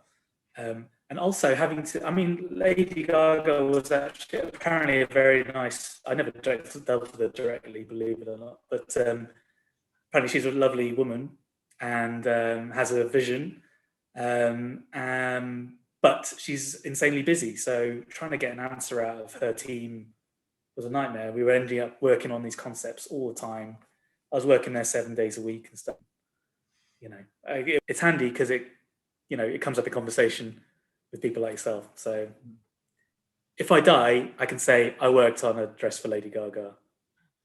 I had to bring it up. We're probably like over an hour in now, and if anyone's left still watching, they're gonna find some gold right there. Yeah, okay. It takes an hour. To dig for gold. I quite like Lady Gaga. Isn't she? She's done some good songs. That telephone song is pretty good. I quite like that. Banger. Yeah. She's in the video for Telephone. She's wearing. Do you know the band Bathory? Yeah. Metal band Bathory from. God, where are they from? Sweden or something? Norway. So the drummer from Bathory is called Jonas Ackerlund, and he's a big knob in the film industry now. Right. So he did loads of music videos and made a movie, and she's wearing his jacket. So in the music video, she's like got this, jacket with Doom patches on it and stuff like that. Doom the band, not Doom the computer game. Mm. And everyone's like, where'd you get this jacket from? It's like, it's Jonas Ackerlund's. So that must be a manky old jacket. Bloody hell, that must be well old. But yeah, it's quite heartening when someone, the drummer from Bathory is making it's possible. Major Hollywood movies. It's like, it's possible, yeah. There's still time, Joe. There's still time for you to... the bassist from Hey Colossus, he's killed all those people. But yeah. Hit me with... Can't think of any songs. A record bought on tour. Only one comes to mind, and it is... I wish I could show it to you. It's got a lovely cover. It's Urge Overkill, Saturation, which is a major label debut, I think. And I mentioned that because Art Burning Water played in Norwich, and a town I never would have gone to had it not been for being in a band. But that's the magic thing about being in a band. You go to these places you never would have gone to. And Norwich is lovely. And in the sort of covered market in the square, there was a record stall and it had Urge Overkill Saturation. I was like, oh, cool. And I was like, I've got this on CD, I won't get it. And then we played in Geneva, and in the record shop in the venue there, they had Saturation by Urge Overkill. And I'm like, this record's following me around. So I thought, I better buy it then. That's the only one I can remember, because it's very rare that we were able to get organised enough to actually arrive at a place on time, let alone set time aside to go visit record shops. So yeah, that's a whole different conversation. But like, I think Urge Overkill are deeply underrated and kind of weird in that whole 70s throwback thing. They were fully into that 70s throwback thing. But I think they were doing it before bands were kind of getting into the 70s again or whatever. And I love Saturation because it's kind of joyous. It's very tuneful. It's got this kind of LA neon vibe. The vinyl's orange as well. It really matches the artwork. I actually got into that album again. That's the album that should have made them big, but I got into the album after that because I bought that one first, the one after that first. That's a bad sentence. Anyway, that album's called Exit the Dragon. It's quite a gloomy, long affair, a bit acoustic-y. But again, that's an album that revealed itself over time. And then I was like, I'll check out their early stuff. And I had no idea they went back so far. And they were like on SST, were they? Or AmRep or something? Maybe both. Whichever label it was. Yeah. Albini liked them until they signed to a major. I know that. Yeah. And then I think I got their albums because I read a review of Melody Maker of a live gig, and it was one of the worst reviews. They said this is one of the worst live performances I've ever seen, and I was like, I gotta check this band out. And the guy's playing he's playing in his big velvet jacket, and he's got big baggy sleeves, and the sleeves are muting the guitar strings as he's playing, and he doesn't realize. I'm like, this band's great. How did this happen? But the aesthetic of the band is completely opposite to what I'm usually into, Saturation is wall-to-wall bangers. Bang, bang, bang. I really like that. Saturation is a great record. Yeah. If it had come out in sort of 76 or something, it would be hailed as an absolute total classic. But because it came out in 94 or whenever. Maybe 20 years late or something. But then again, would it exist if it hadn't? I've got a feeling that the first record I got by them was the Stull EP. Has that got the Pulp Fiction song on? Yeah. Yes. Yeah. But which I got before Pulp Fiction, I think. I think I got it a few years before Pulp Fiction. It was Girl You'll Be a Woman Soon or whatever's on the Stull EP. It's a 10. Quentin Tarantino's got he's got his feelers out when it came to music. I mean, those soundtracks, everyone had those soundtracks. Yeah. In fact, I think he probably popularized soundtracks as a viable thing to buy. I don't think people bought movie soundtracks before Pulp Fiction or Reservoir Dogs. I could be talking out my hole there, but yeah. No, he had like most art people, he had a strong 2 or 3 years, didn't he? And I'm not sure anyone gives a shit anymore. I don't know. I don't know anything about film that much, but someone like him seems. Oh, really? He seems disappeared from my world entirely. Quentin Tarantino, is he still doing things? Oh yeah, I think so. Yeah. I think so. Yeah, he is. That's a good point. I haven't. It's one of those things where you're like, everyone's banging on about it, and then you're like, I'll give it a few years for the dust to settle and things to die down, and then if it's still deemed to be good, then I'll go check it out. Same with music, actually. I'm like missing the ball on dropping the ball on missing the boat. I've got a feeling missing the ball boat. I've got a feeling that Joe and Kunal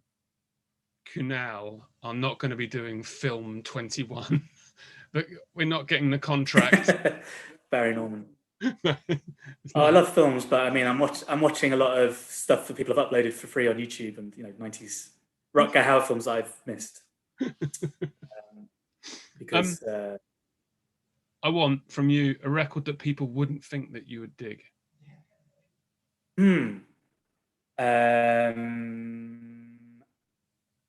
I guess if you knew me for the label, it would be, stuff like Swarm, mental metal stuff. I mean, I like some quiet stuff. I think that's quite a catch-all term, but how do I describe it? I probably won't listen to grindcore of an evening because it gets me all het up and I'm not sleepy then. So I like things like Stars of the Lid. I know La Bradford's come up in conversation a lot. God, what else? Modern composery stuff, soundtracks. I like that Johan Johansson guy. Right. Actually, I got into him the week he died. In fact, that's the reason I listened to him, is because they played him on the Freak Zone, and it was like, oh, this guy's passed away now. And I'm like, oh, and there was a song from that Miners Hymns documentary. It's a beautiful song. I guess actually my musical beginnings were like classical music in a way, because, you know, proper middle upper class thing of like learning to play the piano. So, you know, I'm listening to Indian music in one ear and then learning to play classical music in the other. So that speaks to me still. You know, catchy tunes. I like electronic music. You know, I think, you know, a lot of people like a wide range of things, but a corollary to like Soundgarden, Smashing Pumpkins, and Nirvana. I feel at the time there were also like big album dance bands, like The Prodigy, of course. Like Generation, I think, is one of my favorite albums. But I also like Underworld, Orbital, all that kind of thing. And you know, the albums by them are like amazing. And Aphex Twin. But going, and then stuff like Stars of the Lid is an interesting one, because I feel that is kind of extreme in the same way Corrupted have a lot of, they're aligned with Stars of the Lid in a way, but like grindcore is extreme, but Stars of the Lid are also extreme in the way that they're completely lengthy and featureless and dense and drony. And I love that, because it sort of puts you to, like, forces you to sleep in a way, which is like, instead of forcing you to get all het up, it kind of forces you to sleep. So I kind of, it's pretty amazing. Saw him play at the Barbican and everyone was nodding off. I mean, maybe they're a boring band, but I was like, at one point, and I was like, this is amazing. It was really heavy. And you know, the band like Low, you know, amazing band. Like maybe their earlier stuff before they started to experiment more. But that's extreme in its own kind of way. You know what I mean? We like as a great answer. I'm trying to think what else. I was saying, as a band or whatever, half of us at least saw Low a couple of years ago at a thing that we played, and they played as well, and it was mind blowing. Like, they were so good. Right. That the Low's last album that came out on Sub Pop, terrible with album titles. The one that came out like 2019, 18, whenever. The last one they did is brilliant. It's right. Excellent. Oh, Secret Name? No, not Secret Name. No. It's got a funny rectangle thing on it. Yes, I'm terrible with names, so but I'll They just kept going. Didn't they? And at the end of the day, the tunes work however you play them. Like, if you're a Weezer and played a Low song, it would still be a good song. Yeah. That probably wouldn't work, actually. But and Alan Sparhawk did a solo album. Don't know if you ever heard that. Oh, right, a little solo CD. I think when he was in the pits of a very deep depression. And it sounds like Stars of the Lid, and with kind of like Ry Cooder bashed guitars on it. That's unbelievable. Also, another one of my favorites is Talk Talk, and that Mark Hollis solo album. Love that Mark Hollis album, yeah. It starts with like 17 seconds of silence. Yeah.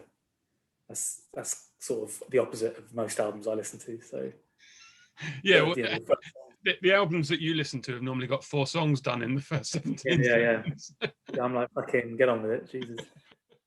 I'm paying. I want to get this over with. I ain't got time to. My attention span has gone to shit anyway. So yeah, I'm listening to shorter stuff rather than longer stuff now. But yeah, have you found that over the last few years, not just because of the last year, but just the last few years? Do you find that your attention span's gone? Yeah, that's a short answer.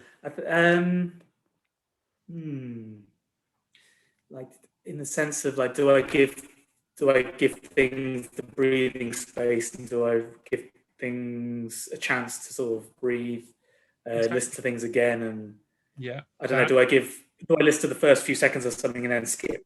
Exactly. I like it. Exactly. Also, do you maybe do you read as much? Do you maybe. Do you read as much as maybe you might have at one point in your life? I consider myself a bit of a reader. I'm not a fast reader, but I did read a lot, because living in London, I would commute a lot. And listening to music while I was on the tube, I found was kind of pointless, because the tube is the tube is deafening, actually. I'd actually put earplugs in rather than listen to music. But I would read a lot on the commute, and I was just plowing through paperbacks. And I'm not reading like high literature, but But because I'm not commuting, in 2020 I was commuting a lot less. I'm pretty much reading on the toilet. So going to the toilet a lot, probably more than I should have, hemorrhoids. But yeah, my reading's taken a dip for sure. Yeah, I mean, the past year has been, you know, because that whole thing of like that guilt of like, oh, right, we're at home so much more. I'm not commuting. I've got hours more in the day. I can finish that novel, or I can do that solo album, or I can build that pagoda, and then you kind of don't do it. And then you feel bad. So I don't know. I think it's just been a bad year for that kind of thing, because there's just this overarching, there's this thing going on in the background. Hopefully in the background. For some people, it's right in the foreground. But I think we've all kind of just been a bit like, a bit deflated, a bit blah. Yeah. But things are looking up, at least. That's good. At the time of writing. Time of speaking. Yeah.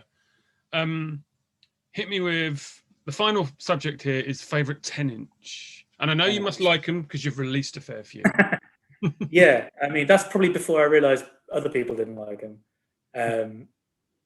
The 10-inch hate is interesting because, I mean, if I like a band and they've got a 10-inch out, I'll buy it because I like the band and I'm sure the music's good.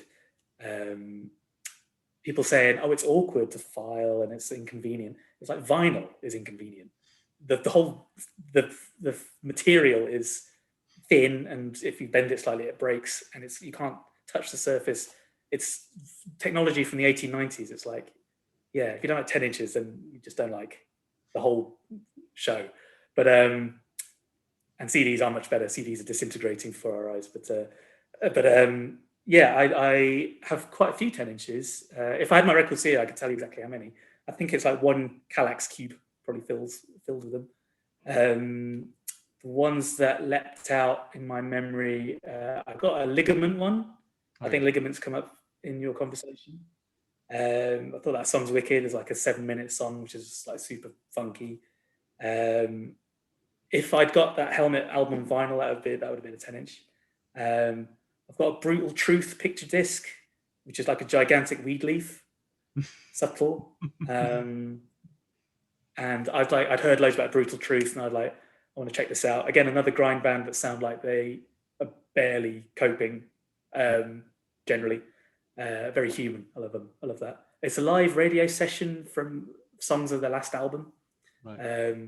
I like the album that's before that one.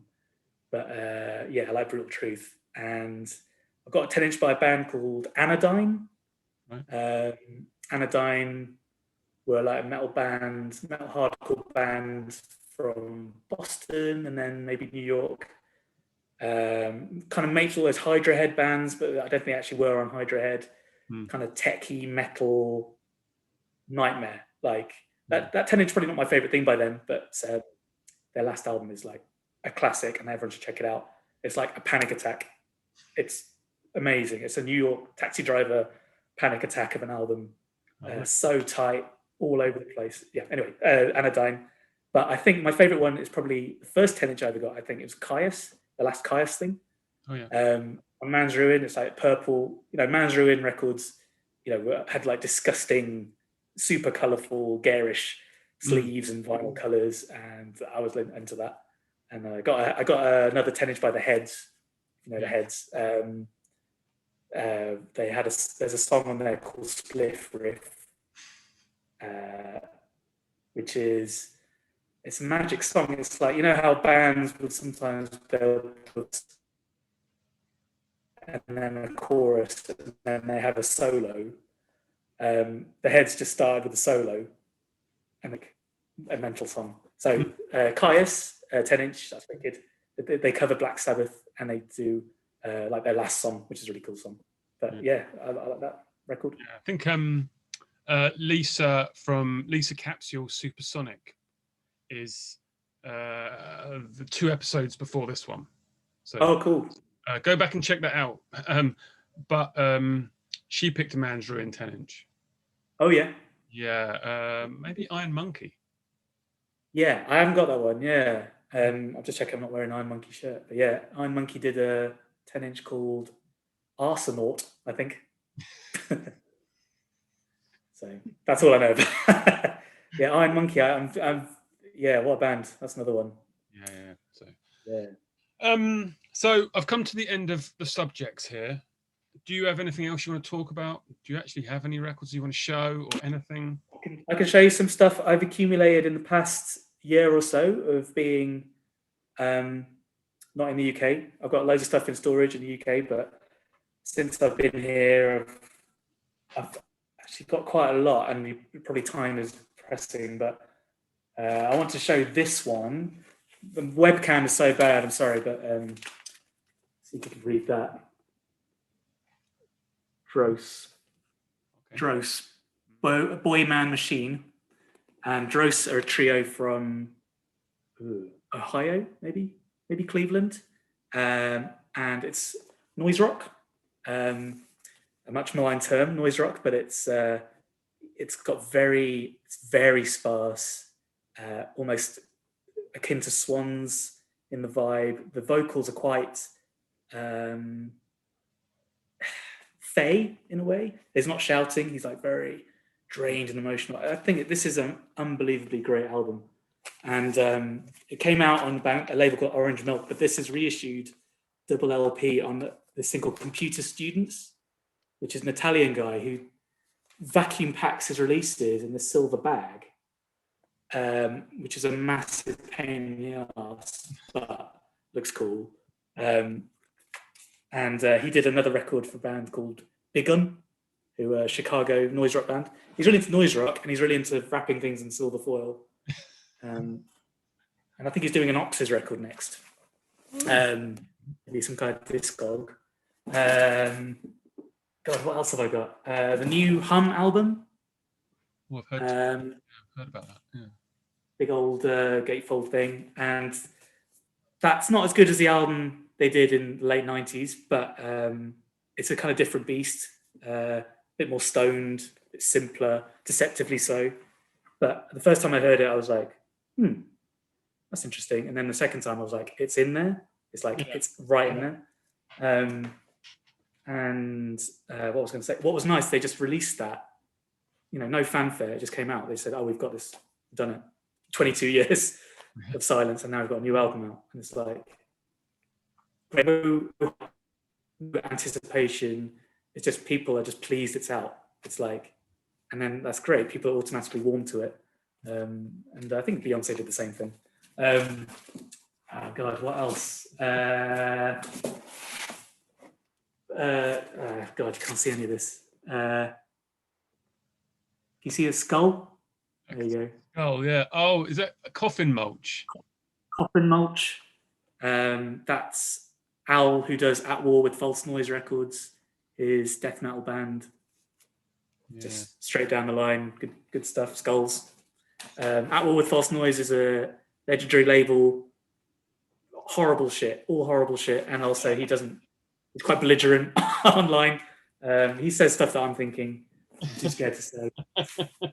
He was involved in the in this 70s. That's right, yeah. He was, and also another label called Black Horizons was involved, which is a guy called James in Oakland, in America.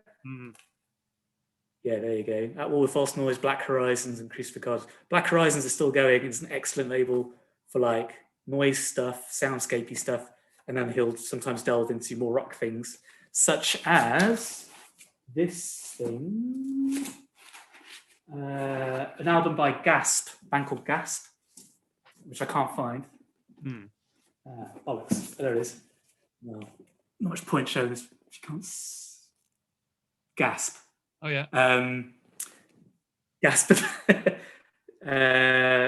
webcam, but Gasp, an LA band, and they were sort of in that whole scene of Slap a Ham Records and like Infest and Crossed Out and Despise You, evil, fast, thrashy bands. But Gasp were mental. Gasp were like, did all that, but they also added noise and psychedelia. And they've reformed. I'm not really into bands reforming, but if it's Gasp, the rule is allowed. But they've got this pressed on Black Horizons Records, and it's wicked. And they've got a 7-inch out as well, which is really recommended. This band, I think you would like. Oh man, can you read that? Yeah, excellence, excellence. Excellence. Yeah. Excellence, yeah, I think it's Excellence. And this album's called Atonement, and it's on Hex Records. And that's like my album of last year. Like the first song is a riff. The first song's got a riff so sweet and so crunchy. It's like great mix of post-hardcore with like slinty moments. And it's like a throwback, but it's not a throwback. It's fresh, it's new. The sound on it's perfect. They're like a Texas band. Right. So you should check that out. I'll send you a link on the internet. God, what else have I got? Brain Oil. Oh yeah, they're still going. Yeah. That's their third album in like 18 years or something. I think they, the main guy is like a producer, so he's super busy. I think if you're a producer, it's probably a nightmare doing your own band's records because you can just tinker and tinker and tinker with it. And you just can't let go of it probably. But he's also very busy. But Brain Oil are like big old sludgy riffs. Like I love it when a band is like a hardcore band and a sludgy stoner band at the same time. And like the marriage of that stuff. Because I like those two things. I like Quicksand and I like Clutch from Beavis+Butthead. So when those two come together, that's wicked. Occultocraty from Norway. They've got albums on Southern Lord. It's quite a big deal. I feel no one likes them though. They're like drunken, black metal-y punk, right? With like big old riffs, right? Wicked. How long we got? I got this second hand off a guy, Shadowy Men on a Shadowy Planet, if you know them. Yeah. I did the theme song from Kids in the Hall, that Canadian sketch show. Yeah. And it took me like over 15 years to find out what band it was. And I was like, oh, right, Shadowy Men on a Shadowy Planet, what's that? And the song's not even on this album, so anyway. I think maybe that's an LP you wouldn't expect me to like. I've got like surf rock, although they wouldn't say they're surf rock, but quite like surf rock. They do sound like. What else? Yeah, they are surf rock. I quite like this for the cover. That came out last year. That's a recommendation of mine. That's a guy called Dave Graw, and he does like analog synthy, soundscapey stuff. It's very pleasant to listen to, but I love the cover. It shows you all the stuff he's used to make the album, arranged in a very neat fashion. And I don't know how people make that kind of music. I understand how you hit a guitar and noise comes out. I don't understand how people make dance music or stuff like White House, or I don't know how Luke Younger does Helm music, or how Duncan twiddles those knobs in Hey Colossus, or whoever does it now. And I kind of like that. It's mysterious. I'll leave that to them. Let's keep going. You probably won't be able to see that. That's The Whip. Oh, yeah. Do you know The Whip? Yeah. The Whip was the band that came after Carp. The guitarist from Carp didn't want to do it anymore, didn't want to do music anymore, I guess. And they got Joe Preston in to play guitar from the Melvins. And then they did the 7-inch, which is like the perfect 7-inch. And they did a bunch more songs. And then the drummer passed away in a tragic accident, a boating accident. And then the guy then went on to do Big Business. Who was still going, I think. Yeah. That's terrible, terrible shame that the guy passed away. But this Discog LP is on a label called Wanted USA, which I've had dealings with going on loads of years. He's in Montana. He's still doing great. I bought the Whip 7-inch on Wantage. I bought from you. Oh, right, there you go. Yeah, I had a stack. Yeah. What a brilliant, relentless, just a brilliant Like I played that 7-inch to death. Just love that kind of thing. Some more stuff. Let's keep going. Cloud Rat. Do you know Cloud Rat? I do not know Cloud Rat. Oh, mates. Then you're in for a treat because they've been going. Actually, they've not been going that well. 10 years, I suppose. That is quite a while. But this is their 4th album, and they've done a bunch of splits. It's all gold. It's like ostensibly a grind band, but they change the pace a lot. They have the sweetest riffs. It's emotional. Emotional grind is a terrible thing to say, but yeah. And Cloud Rat is up there with bands like, in my mind, a band like Thou or Full of Hell. Not sonically, but in terms of like they're doing it themselves. They're touring all the time. They're keeping it DIY. They're like right on politically. Seriously hardworking people. Cloud Rat. I'll send you a link to that. It's weirdly on a label called Artifact, which is like does a load of industrial music. I don't know. It's like cool. I mean, it's a very hardworking label. They do loads of good stuff, but it's a funny fit. But anyway, yeah, that Cloud Rat album is excellent. This might be up your hole, Sweeping From. Yeah. You heard that one? It's like wicked. Like it's very different to all the stuff I've talked about, but every so often I'm into like, I don't know, just good tunes, sort of simple punk rock stuff. Yeah. That's business. Necrot. I think they nearly got in the charts. On Tank Crimes. Tank Crimes, yeah. Same with Brain Oil, actually. I mean, metal. Yeah. Death metal is in, and they're the best at it. I don't know much about death metal. I haven't got much of a schooling in death metal. What other bollocks have I got here? Faceless Burial. Oh yeah. Yeah. There's a guy in that band called Max who is the drummer, and he's also the drummer of Internal Rot, who I know you're a big fan of. I haven't got that LP. I haven't got that. I don't know how I haven't got that yet. It's so good. Yeah. Again, it sounds human, you know what I mean? Like, it's so tight and well played, but he's a singer in that band. He's a singer. Yeah. 65 thrash. 65, yeah. And Iron Lung as well, maybe? I love the track.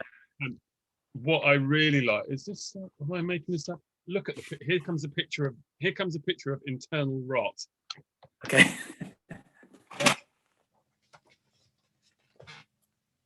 There you go. Ooh. In their pride, look at that. He really leans back. Like the longer the riff goes on, he's almost limboing. Yeah. And yeah, the singer is the drummer in what did I just show you?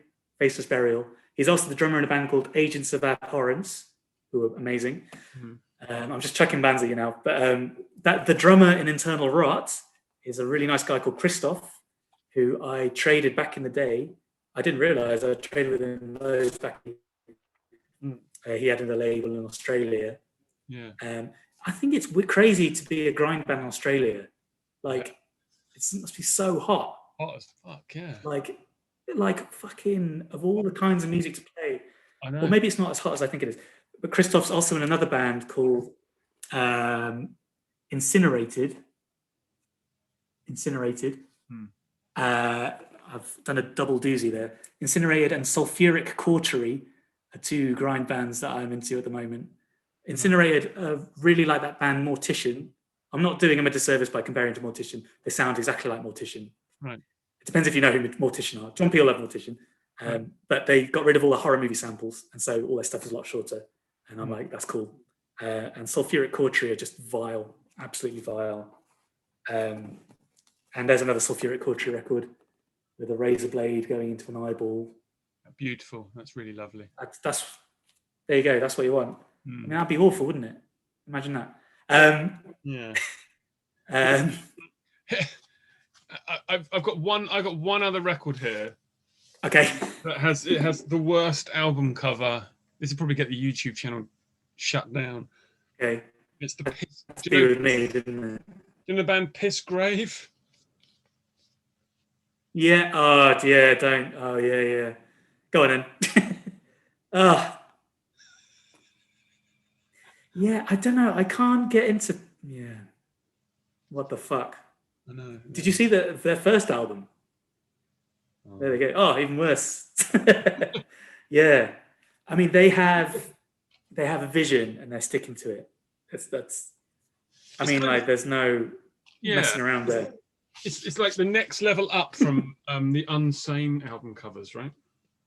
Yeah. Carcass, that Carcass one with all the collage.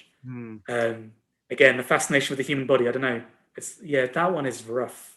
The one before was rough as well. Like, and it was like a bathtub with a guy had killed himself in the bath, and then it decomposed over time, and then someone decided to take a photo of it, and then they put it on the album cover, and it looks like diarrhea. It's in my mind. You know how you can't unsee things. Yeah. So I don't know if the key is to not look in the first place, but yeah, that's wild. That's a wild cover. Yeah. Oh, what a shame. What a shame. God, can I show you one more thing? One more thing. I feel like one more thing. This came out this year. It's a 7-inch for a band called Dove. Oh man, can you see that? Dove. Oh yeah, yeah. And Dove, their album is one of my favorite albums. Dove is the drummer from Floor. Yeah. You know Floor. The drummer did a band called Dove. He played guitar and sang in Dove. It's confusing as well because Floor did an album called Dove. Yeah, I know. They also did a split with Dove. Yeah. Anyway, yeah. So there's a link. Anyway, Dove did this album which is like 30 minutes long. It's like High on Fire, but like techier and like shorter songs, and you know, High on Fire with like attention deficit disorder. It's just the best riffs, super heavy. It's great. And this 7-inch came out this year. It's like their demo on vinyl. There's 100 copies, and it's gone. And it's I was like, I just scrolling through Discogs one day, and I just saw in the sidebar it'd come out. And I'm like, who did this? So I got in touch with the guy and managed to grab some, and it was cool. Yeah. So Dove is another band people should check out if you like music, if you have ears, and I feel, you know, they don't get the love. There's loads of bands that I could go on. I don't know. Maybe I shouldn't. What else I got? Ball Peen from Newcastle. That's on Cruel Nature Records, which is Steve Strode from Newcastle. And Ball Peen are like a UK band doing the noise rock thing, but it's proper, you know, noise rock bands are usually dog shit, but because it's kind of easy to do noise rock. But if you want to do good noise rock, it's really hard. So Excellence are a band doing it well, and Ball Peen are proper noisy and great riffs. Electricals is an Irish band. Now that I'm in Ireland, I should be picking up Irish bands. That's Jamie from Drainland. That's his new band. It's very good. God, what else? I feel like I'm just reaching into a bin here. Backslider. I love Backslider. They're like really fast, thrashy power violence band, but they've got these really rocking moments, and they're quite, you know, all over the place. Again, big noise rock band influence. Their album, I'm sure, will be very good. Have you got this Blind Eye tape? Nottingham, we played with them. We did play with them. There you go. Yeah. That's the guy from Heresy on drums. You know, he never stopped, did he? And Andy from Army of Flying Robots. Yeah. You know, Lifers. It's great. And it's and the singer is it Annie? No, yeah. Have I got the wrong? You froze. I think that sounds right. Actually, I could check. No. Yeah. Annie vocals. Yeah. Yeah, she runs the burger place. I don't know what she was in for. No, I don't know, but she runs the burger place. Oh right. Well, talking about not having time to go to record shops on tour, we did have time to go to Annie's Burger Shack in Nottingham on tour, Savage Realm. And we weren't even playing Nottingham that night, so that goes to show how much we wanted to get a burger.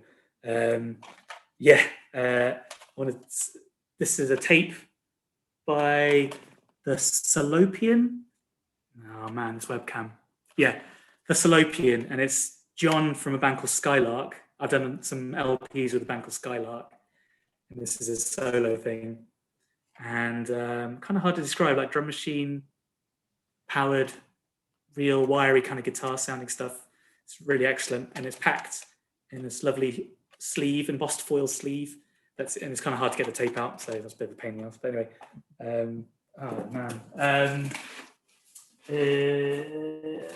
got a Colossus LP here. Crap. And maybe the last thing, I finally got a copy of this CD. You can't read that. Sorry. It's by a band called Swarming Hordes. Okay.